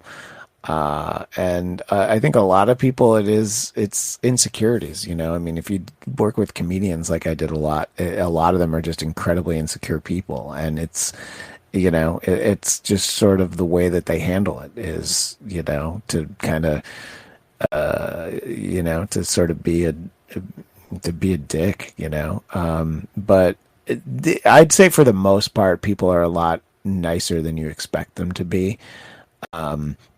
But like there's people who like, a good example is Dennis Miller, who's like on camera persona was always like on camera he'd always be a little bit of a prick and always a smart ass, but in real life he's not actually like that at all.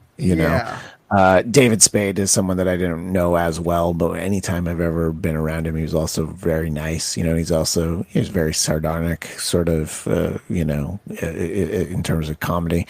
So, and then Norm Macdonald we did a whole show about him. He was a fucking genius, but he was also smart enough to have this wonderful woman named Lori Jo Hoekstra who worked for him, who was probably one of the nicest people on the planet. So him being a little rough around the edges was offset by how nice Lori Jo was. So he's smart enough to know that, at least. I did want to bring something up about Norm that I didn't get a chance to bring up last time, but the one thing that I found funny was the fact that Ann Coulter, who is also known for being rough around the edges, to put it politely, I've never seen Ann Coulter talk dirty before, or I've never heard her flirt, but the one time that she did appear on Dennis's show when Norm was hosting, I couldn't stop laughing because she was basically hitting on Norm the entire time. God, yeah. Yes, that is a high point. One of the high points of doing that show, and it was a day that Dennis wasn't there, but Norm was, and yeah, it's very funny. Yeah, I mean, Anne's a very interesting person because we were talking about pro wrestling before. She's somebody who understands. It's like, if I say this thing that outrages people, it'll help me sell my book, and if I say this thing that will surprise the people who support me. When she was really hard on Trump about the wall and all this stuff, it was it was just like being pro-Trump wasn't going to help her brand, at least in her mind. So she was like, all right, I'll just go the other way. And I don't know, she hasn't had a book out in a little while, so I usually feel like I understand what Anne's doing, but I don't quite know what it is at the moment. But yeah, but she was one of the first people that I ever saw that didn't go anywhere without a bodyguard, because she's such a target, and obviously there's the scary ways that public figures need to keep themselves safe, but just conversationally, somebody sees somebody like her, they probably are like, oh, I'm going to give her a piece of my mind. No, you're not. This huge dude who goes everywhere with her is not going to let you get anywhere near her, so yeah. She was one of my she's like the heel professional wrestler.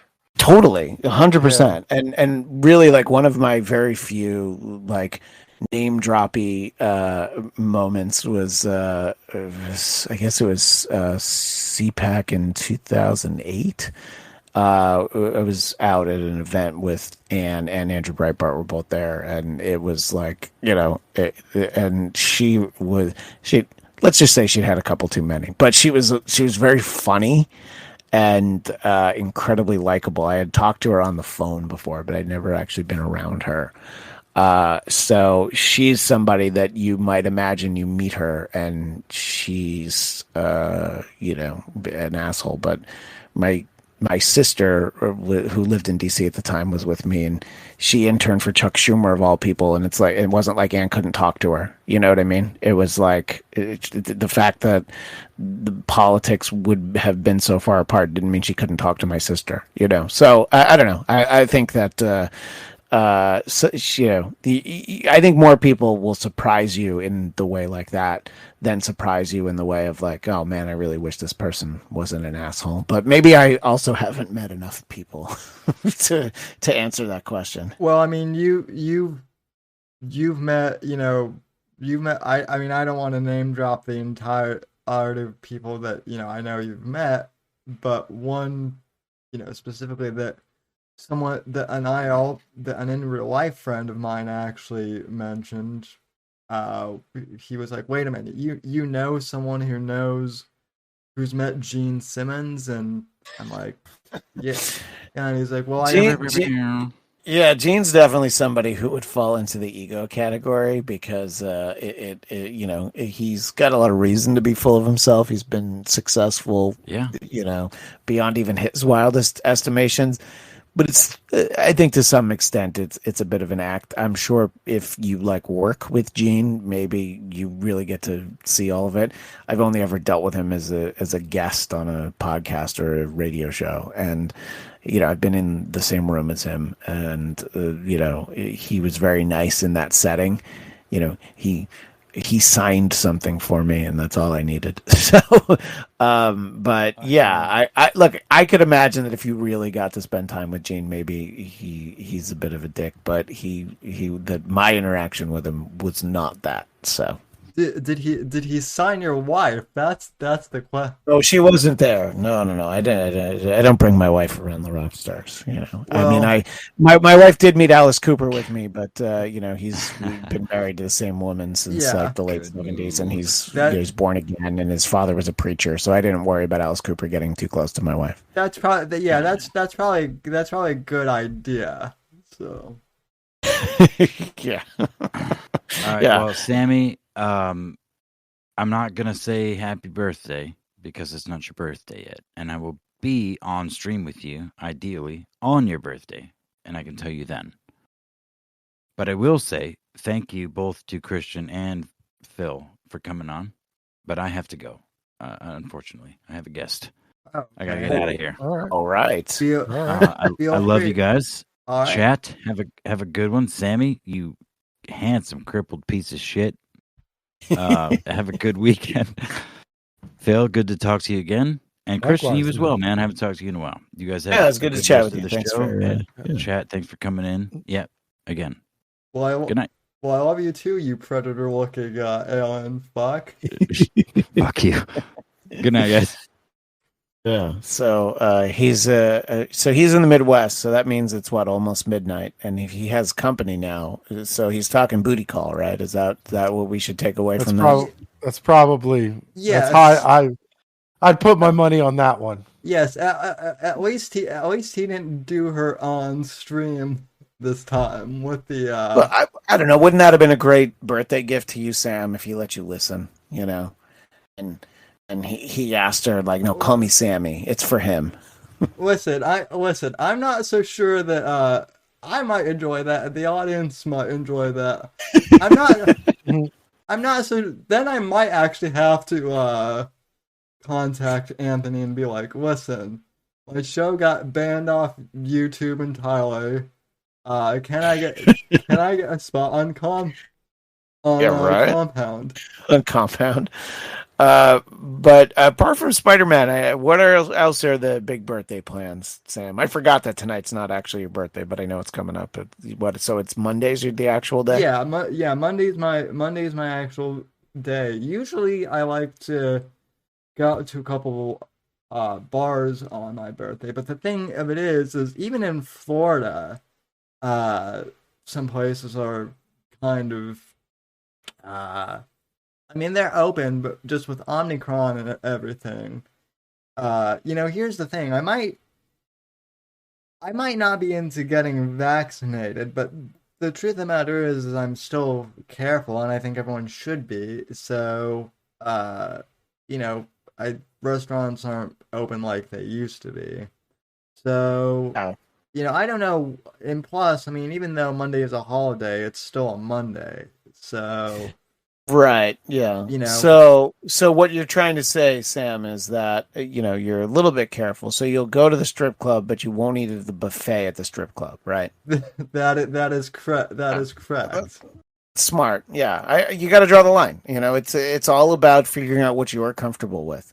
Now, I know people that are okay to go to outside concerts. They don't want to go to like small clubs, and having gone to some small clubs, they can be a little cramped. I get it.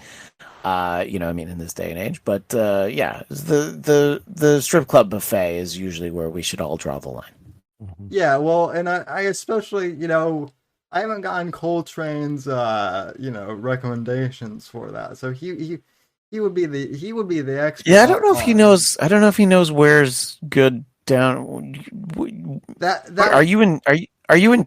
Because I mean, you're in Florida, and Yeah, all I know is that like Tampa is apparently the place to go. Yeah, I'm near Tampa. No, Liev would probably be the person to ask. Yeah.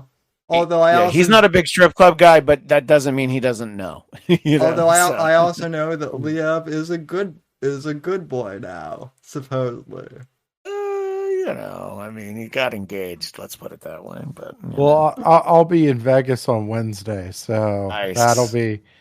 Yeah, I'll probably hit up a few. Yeah, I was. It's funny. I was in Vegas back in the middle of November, and I went to meet up with my dad and his wife. I hadn't seen them in a while, and I did some stuff on my own. So my wife and the kids stayed at home. So I was like, I considered going to a strip club, and I wasn't as worried about COVID as I was about being told that there was a $30 cover charge, and I was like, nah, that's not worth it. Okay.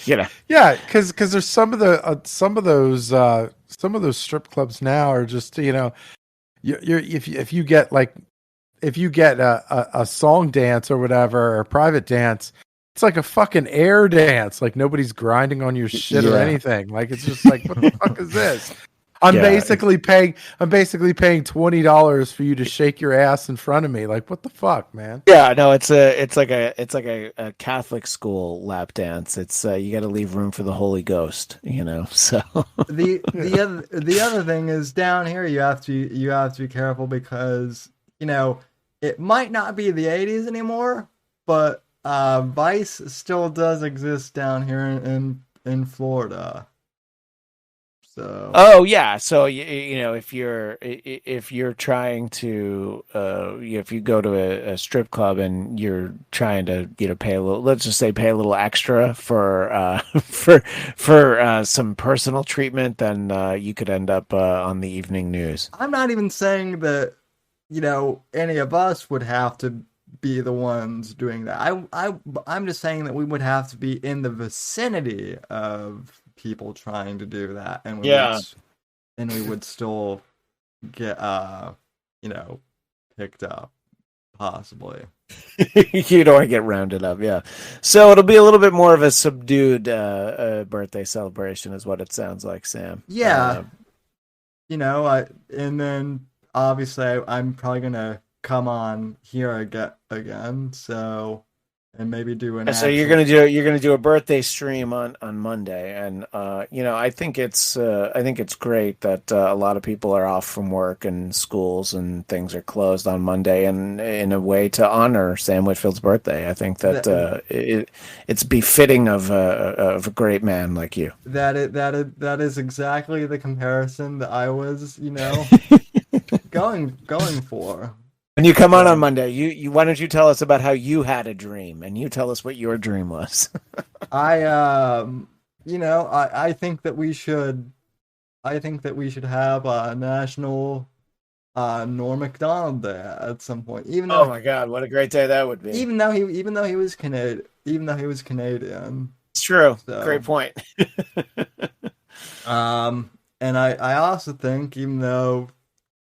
Ironically, I think he would be against. I think someone propose National Dennis Miller Day day to me. yeah. And I No, was just no like, one would hate that more than Dennis Miller, but it would be nice to have a moment. Yeah, I was supposed to try and have lunch with him before he goes on a big trip, but I didn't want to.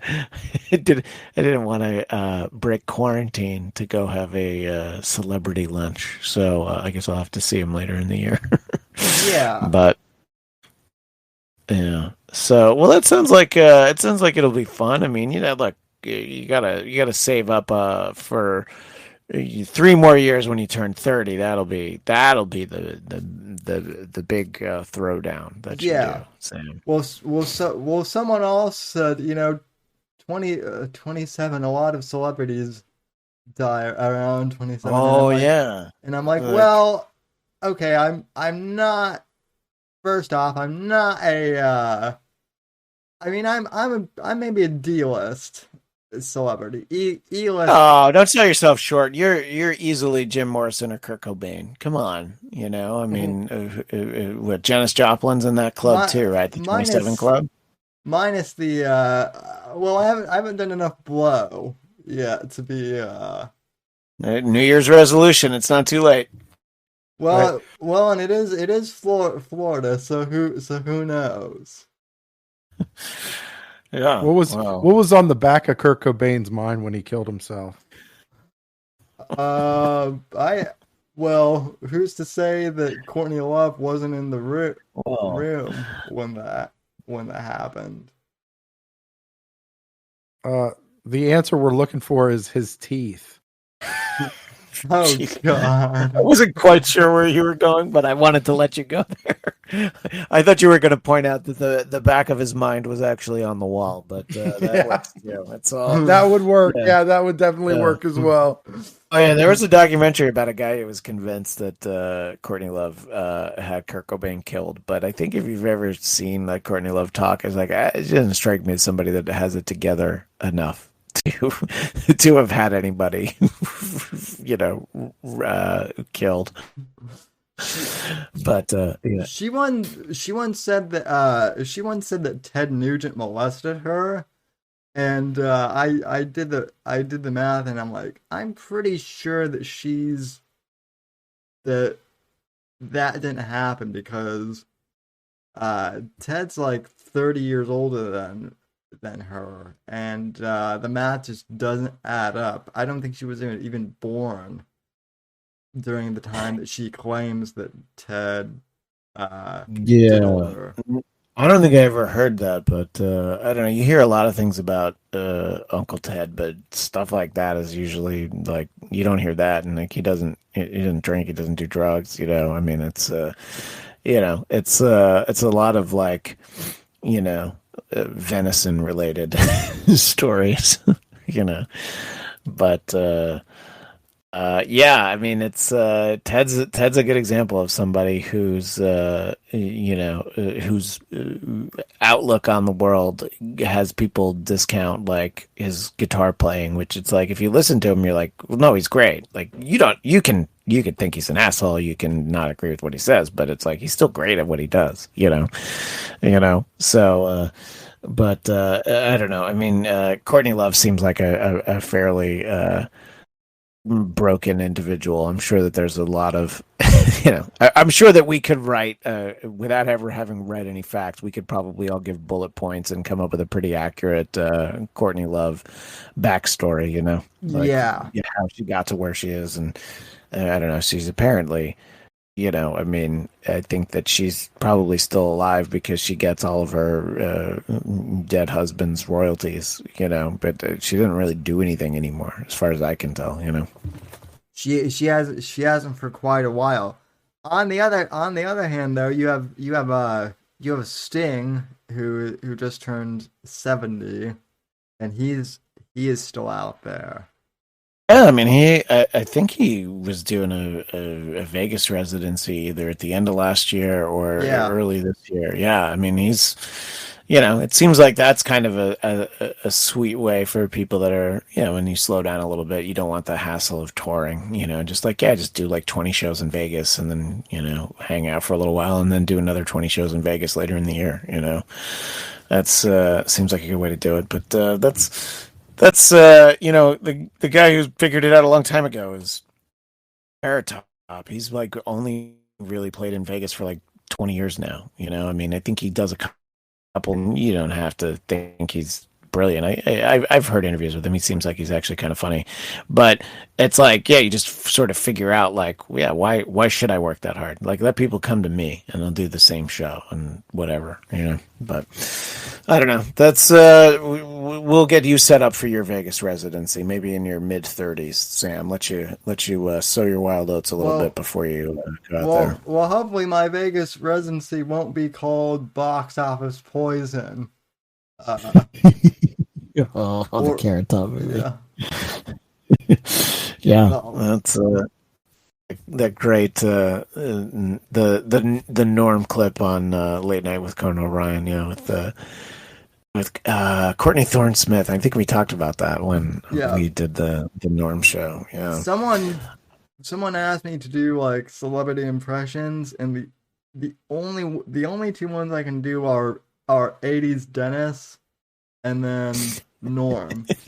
And 80s Dennis. And those are on a good day. I almost called into the old radio show as 80s Dennis, but then I was like, well, who else could do that but Harvey? I don't think it would have gone over quite as well as Harvey was able to do it. I don't know. I used to like doing impersonations, largely because I used to crank call when I was a little kid.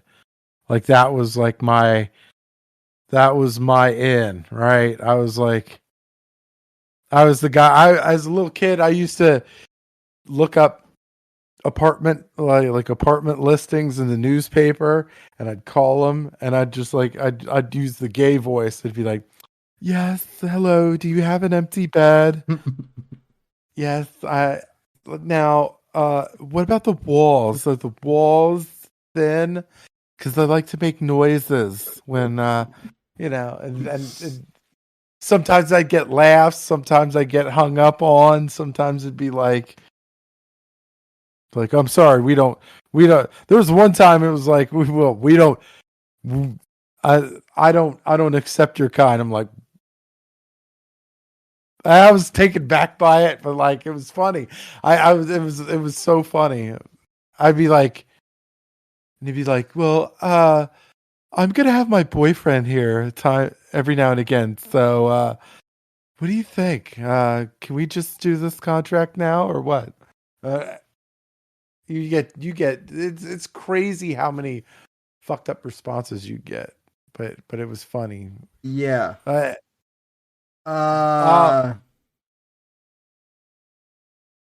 Yeah. Apparently, I think Christian got moved to the other room. Yeah. No, I have a new laptop and I forgot. It's I use PCs and it's an HP, and I forgot that if you touch the browser, you accidentally can close it very easily. So sorry about that. Hey. Yeah, sorry about that. But you were talking about you were doing you have impressions of Norm and Dennis, and 80s Dennis is a very specific impression. That's the one that Dana Carvey did on the show, which is great. I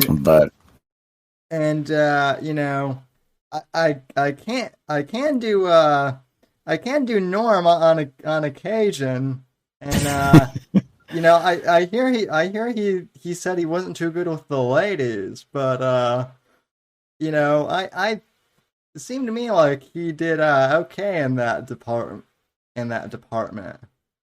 Look, he allegedly. This is just rumor that I heard from no one except for long before I ever even interned or anything. But he allegedly had sex with Elle Macpherson, and he was a handsome for a comedian, but that's one of those ones where you're just like, good for you, buddy, if that's true. You're right. you're actually not the first person I've heard that rumor Yeah. from. Well, she hosted SNL, so it's very easy to understand how it could have happened. Yeah. You know, whether it did or not, I don't know, but I like to hope that it did for for his sake. Yeah. Anyway, Sammy, I'm sorry that I clicked off before. I'm gonna hang out for a few more minutes, but I am going to go soon. But also, I feel like we're not not letting Phil talk nearly enough. So I'm sorry.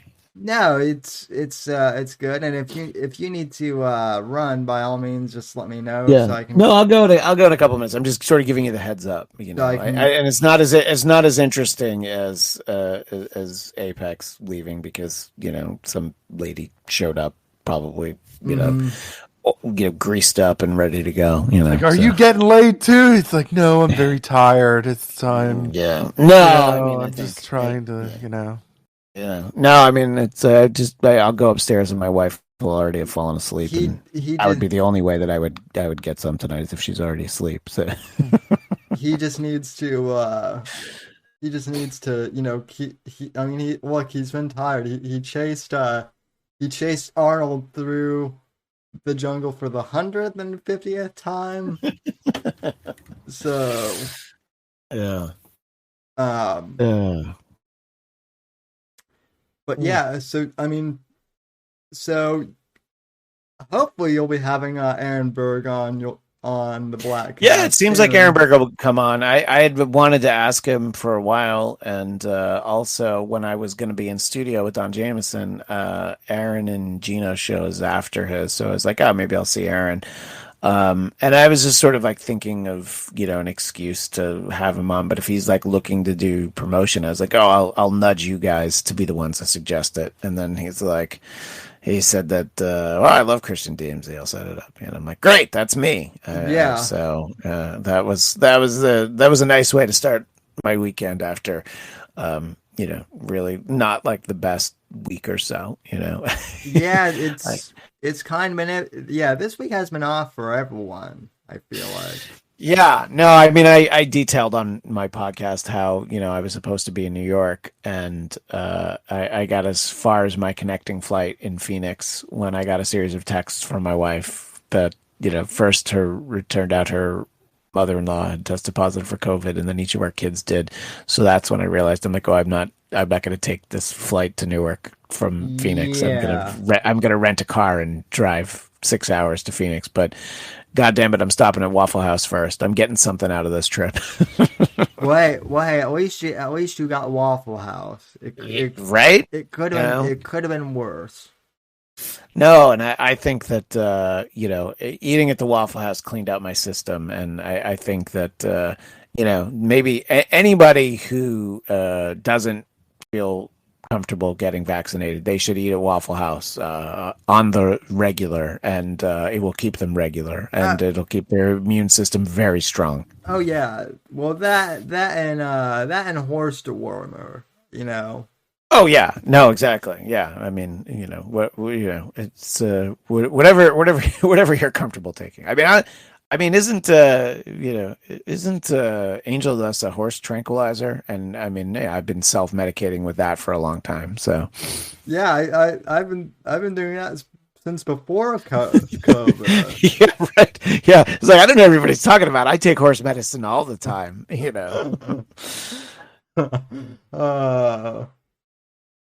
So, yeah. But Phil, your name is Phil, right? You're not just from Philly, or no, it's Phil. Yep. Okay. Guilty charged. Yeah. So you were talking. So, but you were trying to go to. Were you trying to go to the Eagles game that's coming up against the Bucks, or that was just no. That Eagles game was the home opener because I'm a 49er. Okay. I'm a 49er fan. So that gotcha. The home opener was but it's in Philly. So like that was when they set me, like, we bought the tickets. They sent us the email of going, hey, we got COVID restrictions. You're going to need to do da-da-da-da-da. And then we get to the game, and it's like nobody's checking anything. I'm like, all right. Yeah, no, I mean that's the thing is like some places you go and they check and there's this long backup of people waiting to check, and then there's other times where they don't even need to see it, and then there's like they don't check like it's so that because I do have the Vax card. I just have a picture of it on my phone. However, I've almost never had to show my ID that matches the card. So you just have a picture of someone's card and show it, and they're like, that's fine. Because the people who work at these places, they're like, they don't want the hassle. No, these are kids. These are kids that maybe make $10 an hour. You're asking them to check every fucking person for their vaccination status. Like, dude, fuck my life, man. No, exactly. And I think that's what it really comes down to. It's like, we're not going to work that hard to do this, So, Christian, do you still do Biden time by chance? I haven't done it in a little while, but that had nothing to do with him. That was I just took some time off for the end of the year, like I always do, and then because I was going to be traveling. But no, I the way that show has worked, it's been hard to piece together the schedules of both of my co-hosts and stuff. But I very much still want to have you on, but I want you to be on with both of my co-hosts. Yeah, and I have not done very many shows with both of them. In a while. And I've had like a Jason Blair, who was a fan of the Dennis Miller show. He's been on the Blackcast. We had him on one time. We've had a couple of people on. In the earliest incarnation of it, we even had Michael Hausum on at one point. But I remember that. Yeah. But he's just, we've talked about Hausum. I think that he's just in the business of selling houses, and he doesn't. He's not in the political business at all. And I if I was selling houses in Orange County, California, I would really put all my energy on that too. Yeah. It's just, I can't imagine the commissions he brings in on some of those houses. So, but I very much want to still have you on. We just haven't done it in a while. The Marvel show that I do, which obviously, we should have Apex Gam on to talk about how much he hates all the movies. But the Marvel show that I do, it's easy to record ahead of time and just sort of dole it out, but that being a political show, we kind of always have to do it live, or every once in a while I've like recorded it the night before, but usually it's just like got to be what's going on. But no, it's I've wanted it, and I haven't forgotten. I want you to be on that show. It's just I just wanted, if it's you and me, we did it one time where it was just you and I, right? Yeah, and that's fun, but like I want to have you on with them, because I think that's what leads to more fun conversations, Well, because I mean, here's kind of where I'm at in terms of the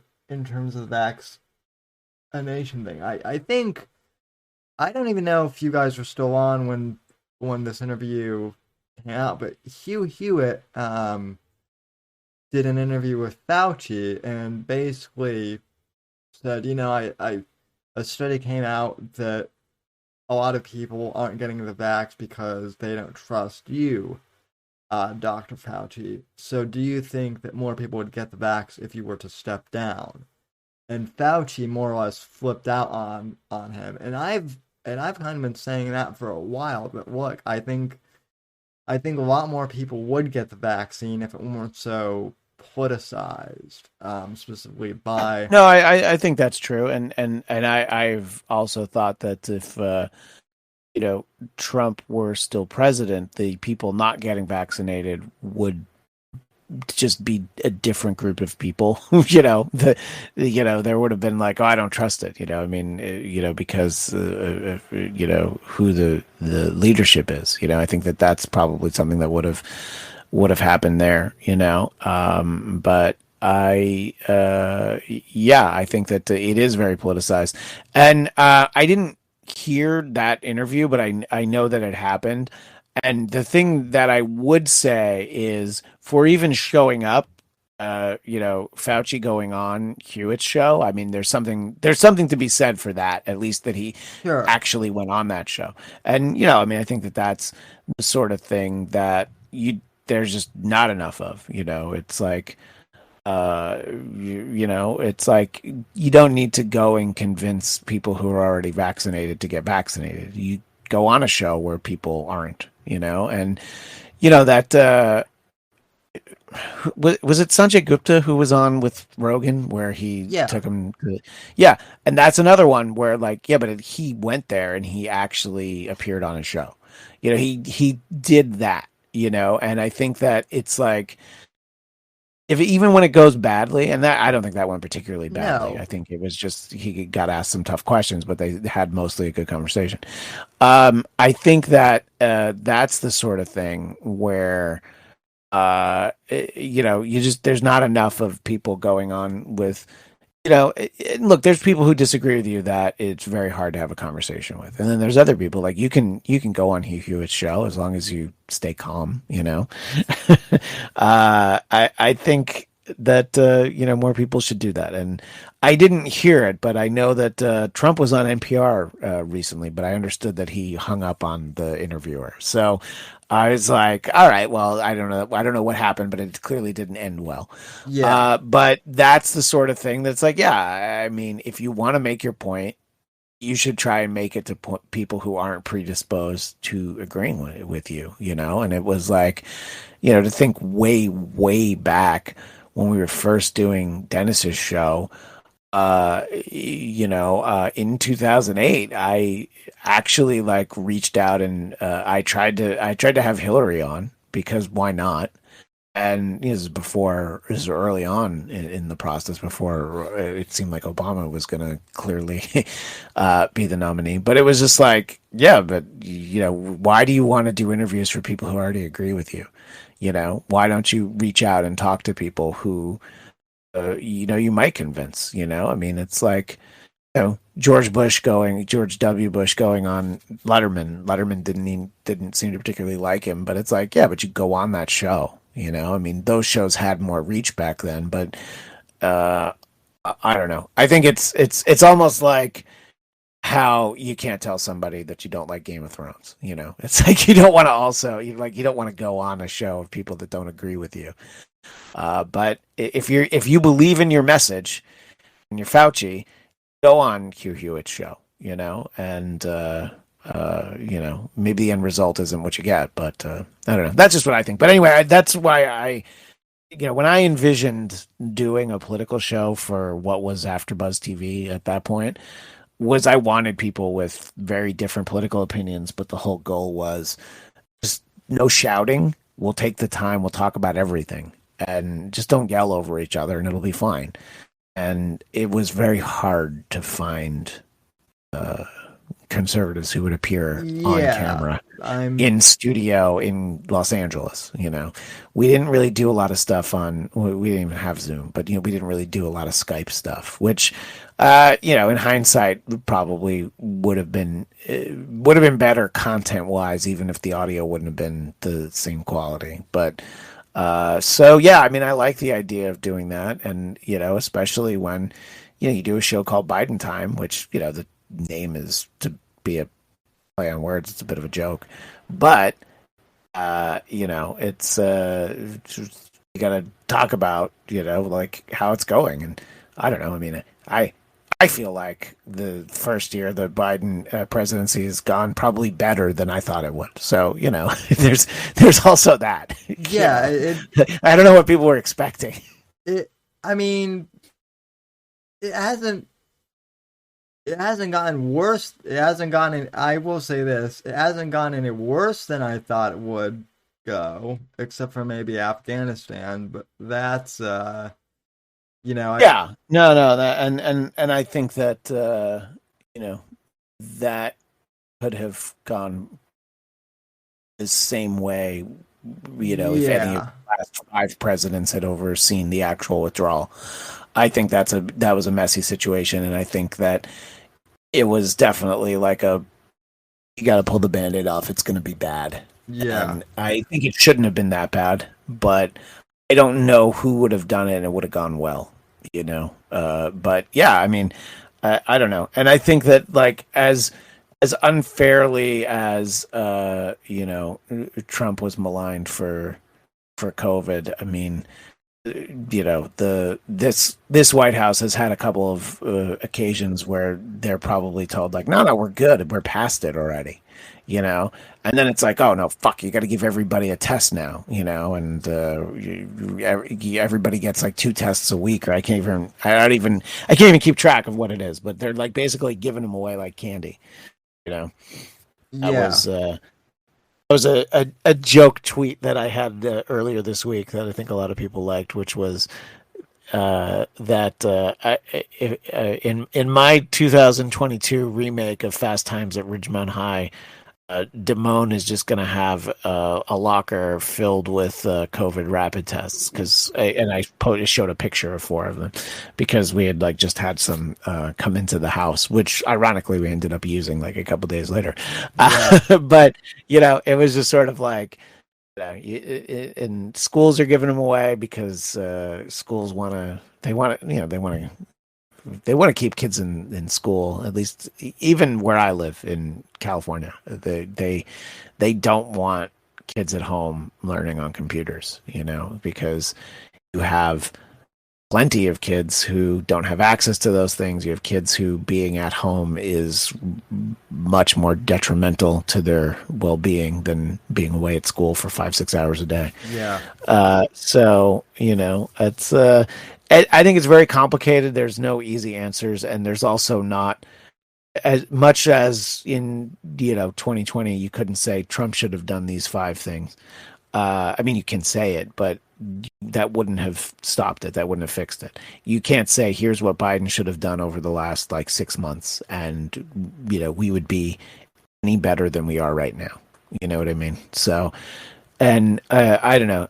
People talk about the way that how restrictive, lockdowns have been in this country. And I'm not even saying that anybody's been wrong about that. But if you just look at what they've done in New Zealand and Australia, where it's like, 4 people get sick and it's like, great, now you can't go out of your house for 2 months.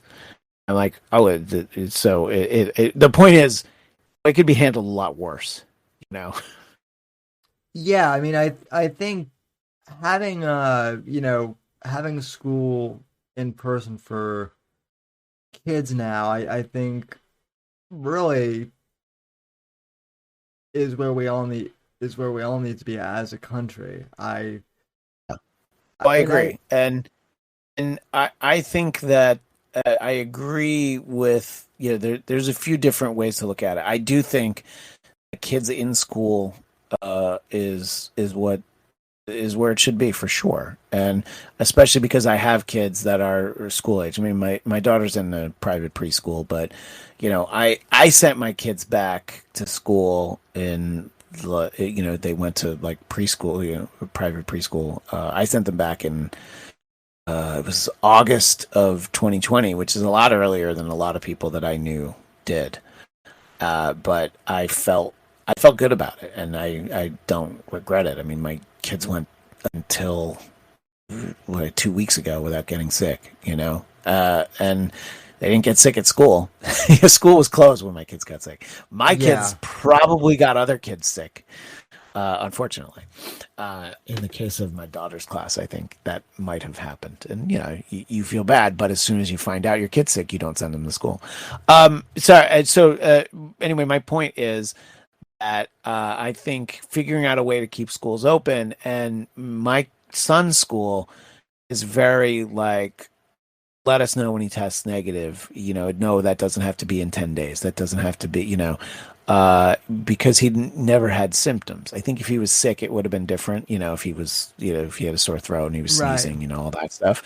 I think that might have been different.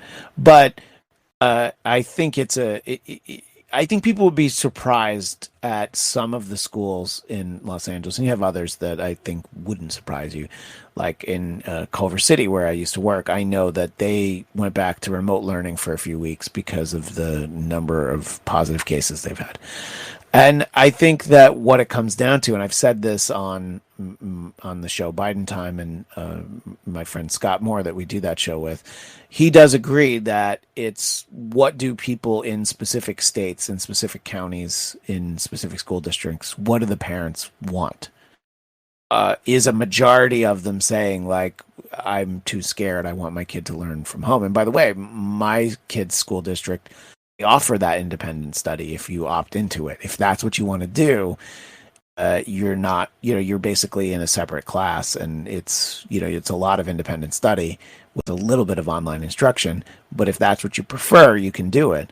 And I think having school open is definitely, and you hope that they mean what they say, but even this White House says that that's their goal, is to not have schools closed. Yeah, I mean, online learning at the college level, which I've done for the past few years, is difficult enough as it is, and that's, Oh. and that's, with secondary learning. I was really like, well, how are kids, faring with this in 2020? It had to be difficult, especially for younger kids who it's hard getting small children sit still for 5 minutes, let alone do an entire lesson plan on the computer. So Yeah, no, and I know. And then, you complicate the wrinkle when you factor in that in a school district like my son's, the kids wear masks at school. And then in others, parents feel that, in other states and areas that they don't do that. But kids in those districts can choose to. And I think that this goes down to individual parents. What I feel like when, the height of the pandemic, if I was at the park with my kids and they had a mask on, I wouldn't say, oh, don't play with a kid who does not have a mask on. I wouldn't judge kids that don't have them on, and I would like to have thought that people wouldn't, judge me for choosing to have my kids in masks sometimes. And I and I see a lot of that is like, people will post like, oh, I saw these kids playing in the park with masks on and I felt so bad for them. But I think the alternative in a lot of cases is their parents are probably only comfortable with them being outside around other kids if they're wearing the masks. And you can argue whether or not it works, but it's almost like putting a helmet on when your kid goes out and rides your bike. When I rode a bike when I was a kid, we never wore helmets. yeah, Well, now they wear helmets. I don't know how much they help unless you have a really serious bicycle accident. It probably helps a lot.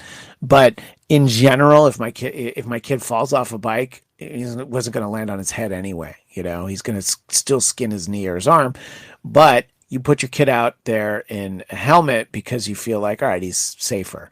And a lot of parents that I know who have kids, if they show up for a play date at the park and their kid's wearing a mask, I certainly wouldn't say anything, but I don't judge them. I just feel like that's your comfort level, and hopefully they respect my comfort level. It's a little, now I brought my kids to the park this week. I had them wear masks because they had just been sick. Yeah. And I was just like, I don't want them getting other kids sick. They had tested negative, but I'm like, it's more like out of respect. I'm doing this for your sake. Or kids running around at this park. I don't want my kids getting them sick, and I don't know. I think that individual choice should be respected more. And I don't know what's right. I just think, like we were saying earlier, when I popped in on the show, was talking to Apex Gamma about this, is like, what's your comfort level? You should do what you're comfortable with. Try and understand that someone else's comfort level might be somewhere else.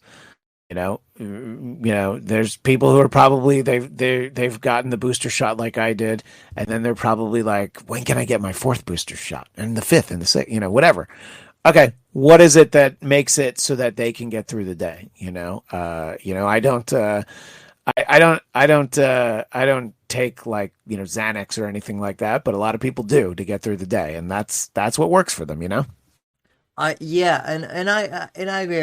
I think doing whatever works for you. I think I think that's good. I think where a lot of people kind of on the uh quote unquote, and I don't even want to say anti-vax because I'm not in that category, but I would say vax cautious are kind of like at what point do at what point is it good enough? Do we need 3 shots? Do we need 5 shots? Do we need 7 shots? How many masks do we need to wear? Do we need to wear 2, 3, 4?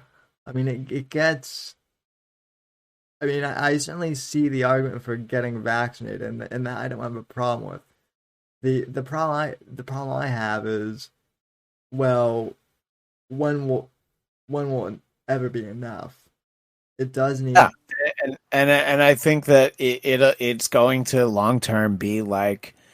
I would always get a flu shot every year. I know a lot of people who just didn't for a variety of reasons, and I think it'll be, maybe it's not every year, but it'll be something like that. It'll probably be mixed in with your flu shot. Do you want this or do you not want this? And if you don't want this, you might get sick the way that I did. Where you didn't feel great, but I mean, I've had the flu, and that feels way worse than. And to be fair, I mean, I had this Omicron variant that is very minor. Right. I didn't have like April 2020 COVID, so I really don't know what that's like. Well, interestingly enough, it's interesting that you bring up the flu because the last time I had a flu shot was back in high school, and I think I was a sophomore in high school at the time, and I hadn't really gotten a flu shot before then, and it wasn't because I was anti-flu shot. It was just I didn't have that much. But the 1 year I got the flu, but the 1 year I got the flu shot, I also got the flu, and I got it worse than I had, in previous years, and I don't want to say it was because I had the flu shot, but it was kind of like, well, No, but it's worth asking the question, So- which that's frowned upon in this day and age, is asking questions. It's like, oh, what did I do different the year that I got flu really bad? I got the flu shot. Yeah. So my whole thing, and this is something that I've mentioned in Biden time chat, because there's the question of, well, why don't people want to get vaxxed? And obviously there are those online who are a little crazy because they're like, well, because the aliens control the vaccine, and 5G and lizard people, and there's that extreme. But then there are people like me who are kind of like, well, I'm not even anti-vaccine, but look, the last time I got a vaccine, I got really sick, and we don't even know what this COVID thing is yet. So until there are a few more vaccines, and until we know more about what this virus actually is, I'm going to keep my 6 feet away from you. I'm going to wear a mask if that's what you want. But, other than that, I'm good. I don't, until we know. Yeah. I mean, and I think that it's it's like what makes somebody uncomfortable. Like, I don't need to stand close to somebody, and it's like, even like, where you live in Florida, if somebody were to be in a supermarket shopping and they had a mask on, there's no reason anybody needs to like give them shit for it. You don't know what their story is. You don't know who they have back at home. You don't know if they look after an elderly relative, or are they a cancer survivor. You don't know what their story is. And honestly, what the fuck do you care if they wear one? They're not telling you, they're not coming up to you and saying you should put one on when it's not a rule. So what do you care if somebody else does it? If somebody wants to stand 6 feet away or whatever, and that is, I think it's definitely slanted more towards the one side, but you definitely have a lot of like, what difference does it make to you? what somebody else is doing, and if the rules are that people don't have to wear masks, you can't get mad when they don't. It's like that's, I mean, for Virginia swore in their new governor today or yesterday. I don't know. It was over the weekend. I forget what day it was. I think it was today. And, Glenn Youngkin is like, well, we don't have a mask mandate anymore in Virginia. It's like, all right, well, those are the rules now. So you just have to deal with it. I mean, what are you going to do? I think it is. I think what was weird was, back when you couldn't get masks and, people still had to go places. I got someone who said unironically, and I mean, at this point it's become a meme on the internet, but, oh, you're not wearing a mask, so you just want someone's grandma to die or something like that. And there's that reaction, and I think that's what turns a lot of people. It's like, okay, I was anti-mask before, but if you're gonna keep, if you're gonna take that attitude, it's kind of like the people that ended up voting for Trump, where it's like, okay, I wasn't going to vote for Trump before, but you've gone so far to one side that now I have to vote for Trump. Yeah, and it goes back to that Fauci problem that you're talking about. It's like sometimes the messenger is really the problem for the message. It's like when you have a lot of, it's like whether you have the right leaning Karen or the left leaning Karen, you have a Karen getting in your face, giving you an opinion. You're probably going to have the opposite opinion of the person who's annoying you. You know, whether it's I don't want you to wear this mask, or you should put one on. It's like, well, I kind of want to do the opposite of you. So yeah, I agree. It's I don't know. I don't know what's right, and that's what the big takeaway should be from this conversation you and I have had. Is it should be about what's right for you. Then also just know if you live somewhere where there are rules that you disagree with, there's a time and a place to try and burn the place down because of how you feel about the rules, know. And if you are upset that, I saw that there were protests outside of the Olive Garden in Times Square in New York, having a vax mandate, which I will always say, if you're eating at the Olive Garden in New York City, clearly, vax mandates are not the biggest problem in your life. And this is coming from somebody who loves the breadsticks and the whole deal, but I don't live in New York City anymore. But yeah, well, if you're in New York City, why are you stopping at the Olive Garden? Exactly. Why are you stopping at the Olive Garden? It's one thing to be upset about vax mandates, but it's like, restaurants who, servers, tend to find wherever you go, servers tend to wear masks. And I think it's just because they come into contact with a lot of people, but also, honestly, if I mentioned the Waffle House earlier, if the server at the Waffle House was wearing a surgical mask like 4 or 5 years ago, I would have seen it and been like, yeah, I would too if I worked here, So yeah, it's whatever. If that's the rules are, and it's like, yeah, sure, it can be silly. We were talking about Vegas earlier. When I was in Vegas in the middle of November, it's like you walk into a casino, they're very strict. You got to wear a mask. But then as soon as you're on the casino floor, everybody's smoking, drinking, eating, and they don't have a mask on. All right, well, what were the rules? All right, just let me know what the rules are when I show up somewhere.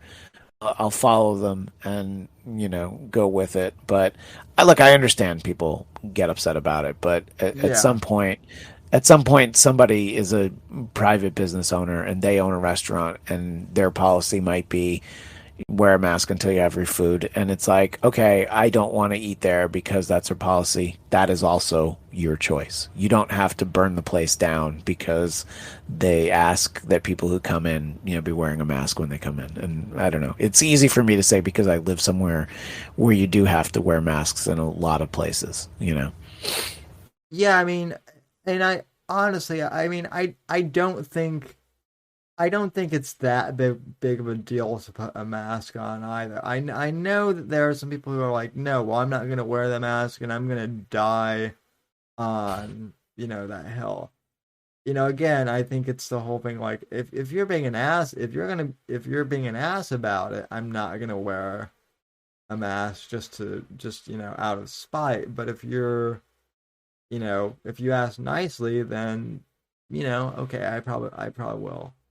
So, Right, and a lot of times the person telling you have to put on a mask somewhere, it's like we are talking about the people checking Vax cards. They don't yeah, want to be the one to say that you need to do it, but it's their job to say you need to do it.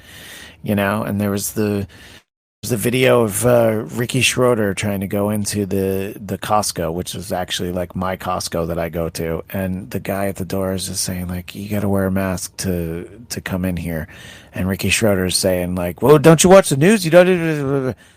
Yeah, okay, but it's not that guy's fault that the store's policy and the yeah. state's policy and the city's policy.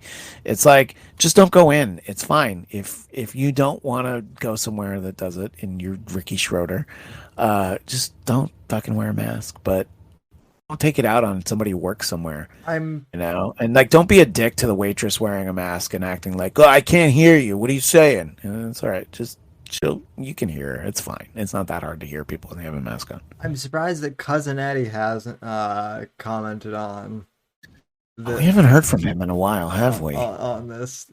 He was Andy Quaid. yeah, Yeah. yeah. Randy Quaid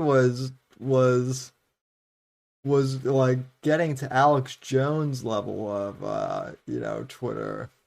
He was I mean, I honestly, I think Alex Jones saw Randy Quaid's Twitter and was like, "Whoa, that's what I call crazy." yeah, yeah. He was one that I was like, first off, I didn't even know that he had a Twitter, but second off, I'm like, wait, is that the oh yeah, that's the Randy Quaid. Wow. He really did leave the microwave on for too long in his brain. Short Yeah. circuited.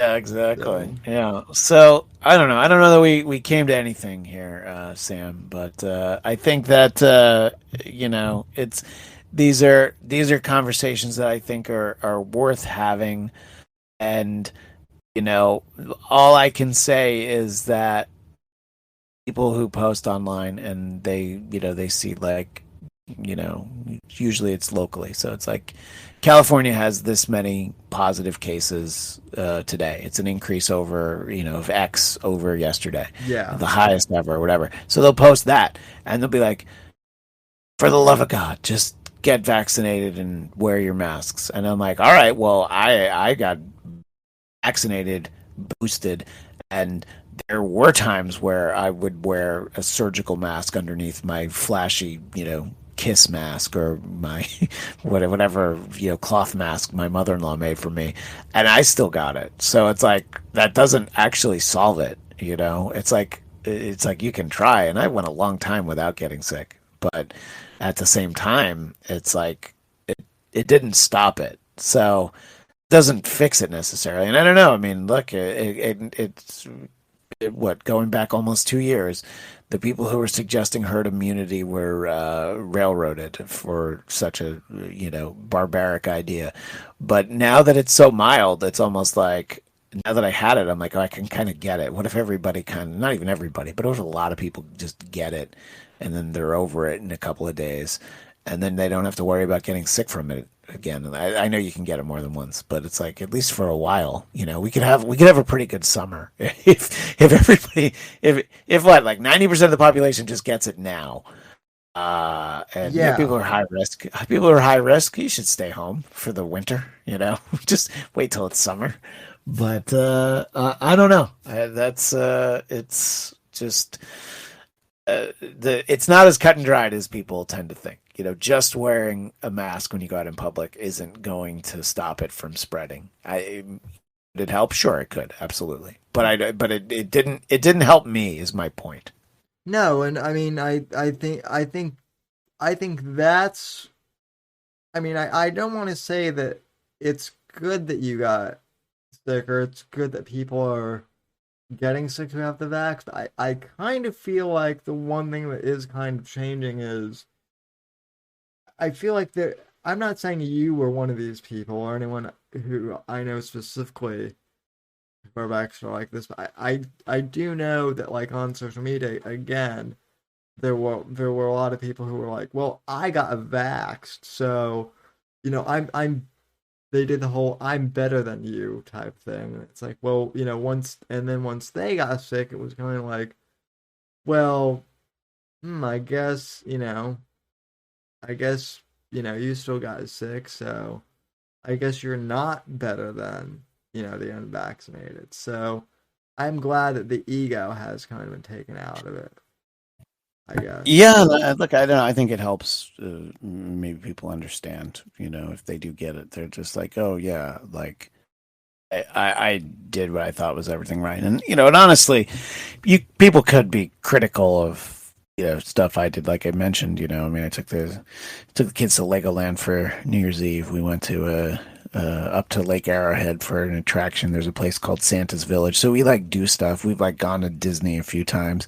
So, but it's like, well, these places are open. So, and it's like people aren't dropping dead in the parking lot. So it's some degree of risk, but I don't know. I would rather have gone to whatever the 3-4 concerts I've been to in the second half of 2021 than have just stayed at home all the time. And, I'm glad that I went and did stuff. And, I think my daughter being 4, she's who I was most worried about. And she was the one who got she had like a very mild fever.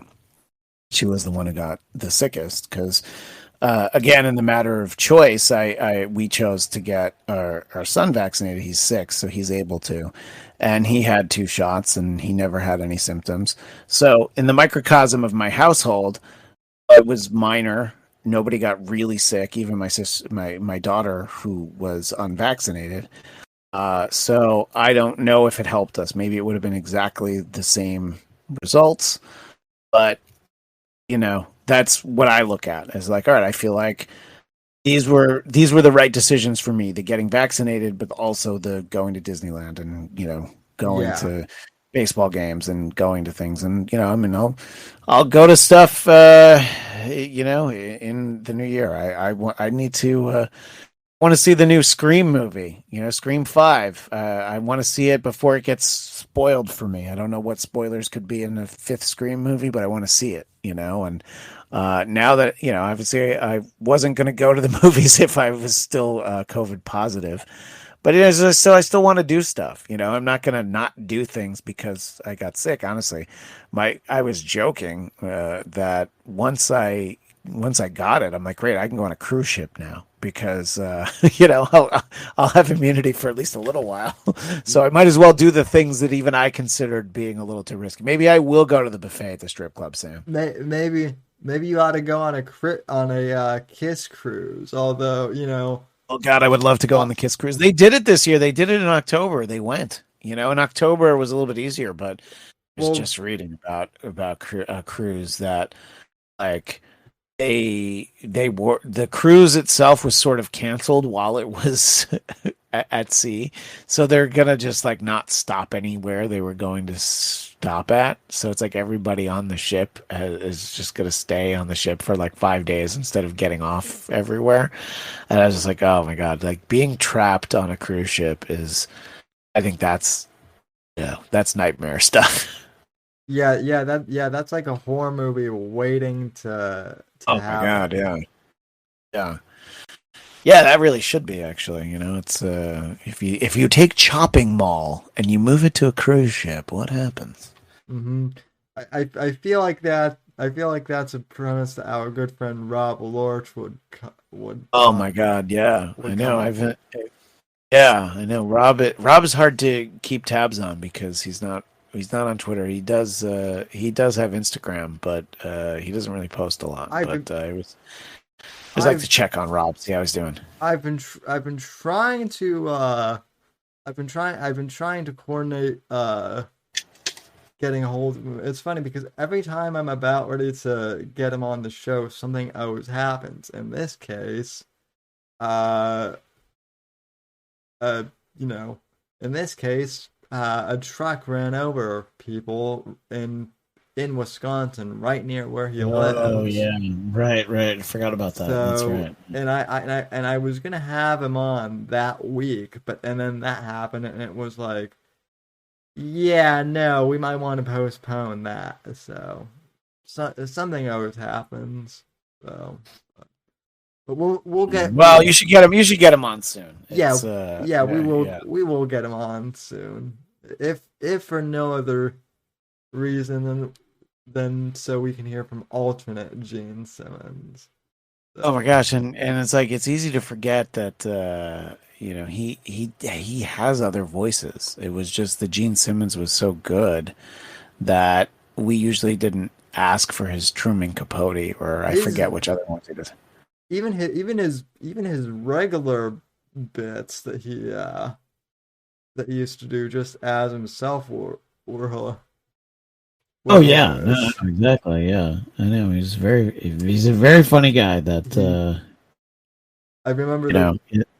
I remember there was one joke he did where he was like, "I'm gonna data fax Christian a copy of his autobiography that I've been ghostwriting for him, Oh yeah, or I forget something what it like was, but you're that." right. It was something like that. Yeah. Oh, well, Sam, I am glad that I was able to jump on and help you celebrate. I know we lost Phil somewhere along the way, and I kept thinking he was going to come back, but I think that for you people on the East Coast, where it's almost 2 a.m., I guess it's still Saturday for me, so it's not the Lord's Day just yet. Oh wow! Thanks for yeah, and thanks for to the East Coasters who are still on here, and that also explains why we have uh our favorite Australians popping in the chat too, because it's morning there. So Oh yeah, the way that I'm clicked on Discord, I haven't even seen the chat, so I usually like to look at chat as it comes in, but that's all right. So I'm glad that I was able to the way that I usually do any kind of broadcasting is popping in for a few minutes, turned into about 2 hours. That sounds about right for me. well, Um, you're always welcome here. So and yeah, no, I mean, it's always fun when I can make the time. So I appreciate you having me.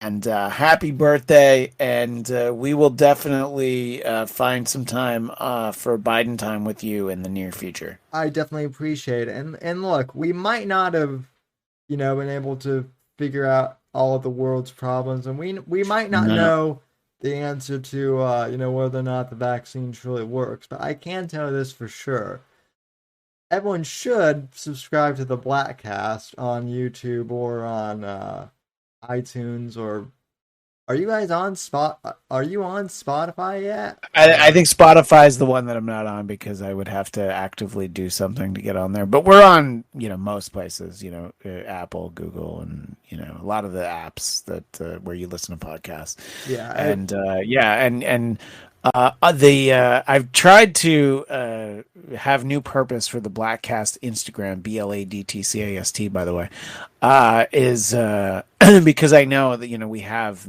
as of now 474 episodes. I realized that I could do a Blackcast a day. I could post an episode a day, and I won't run out of it during the course of a calendar year.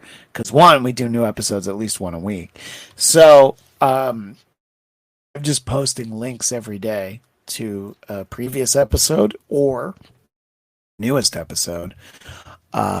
And the video version we have up currently is our latest episode 474.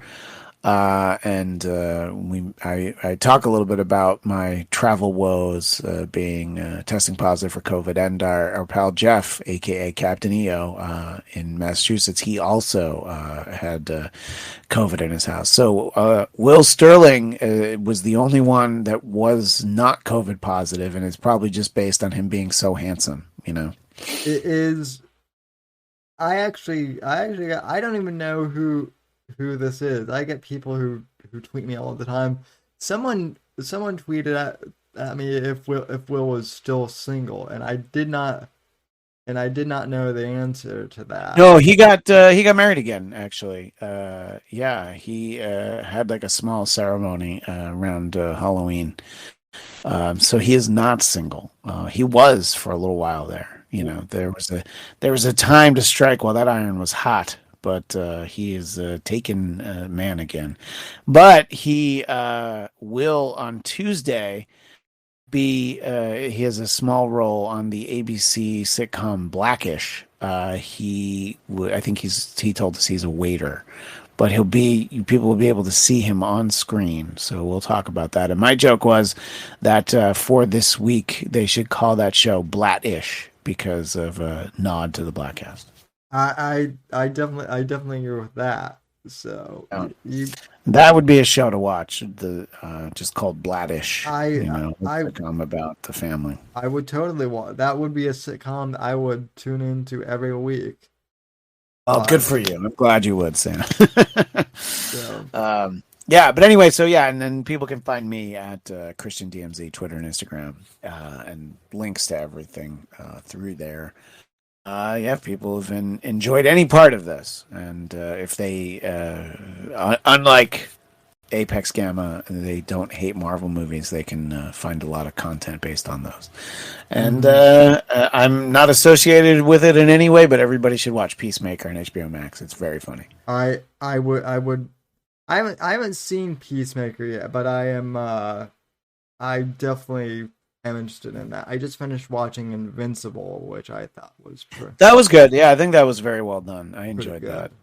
Yeah, it was definitely like there's times where like I got no problem with the gore and the guts and stuff, but there's times like especially in the first episode where I was just like, all right, did you need all this? I'm like, it's fine that you've got it. I'm not offended by it. I'm like, but was it necessary? Yeah. Or just to the level of yeah, right, exactly. I don't mind that they had it, but do they need to show that level of... Yeah, that's what I mean. It's just like I was like, I don't know that I needed all this, but the show I thought was very well done. It was an interesting concept and all that. Yeah. So all right, well, thanks for coming on, Christian, and I'll be sure to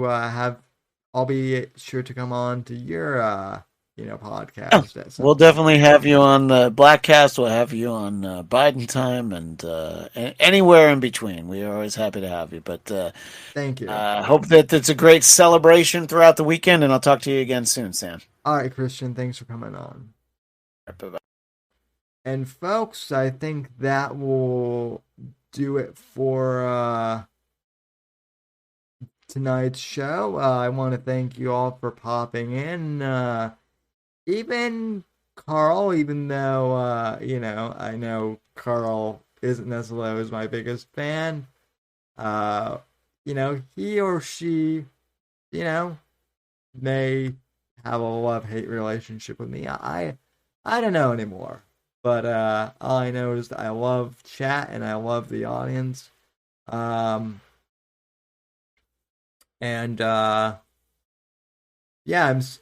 Annabelle, I'm sorry you missed the the Gamma. I know he would have loved to have chatted with you a bit. But anyway, I will be back on Monday and for the actual birthday stream, part 2. So I want to thank each and every one of you for popping in. Shout out to Larry. Shout out to TB. Shout out to Black Tooth Fox. Wow. First time live chatter. So shout out to Oki, you're still here. God bless you, Oki. I know it's late where you're at. So just hail to chat, hail to Fell in a Meadow, Whiskey, and to Dictator Phil. So God bless you all for sticking by me for 3 hours, and I will talk at you guys down the road. Until next time, have a good weekend, and I will see you guys on Monday.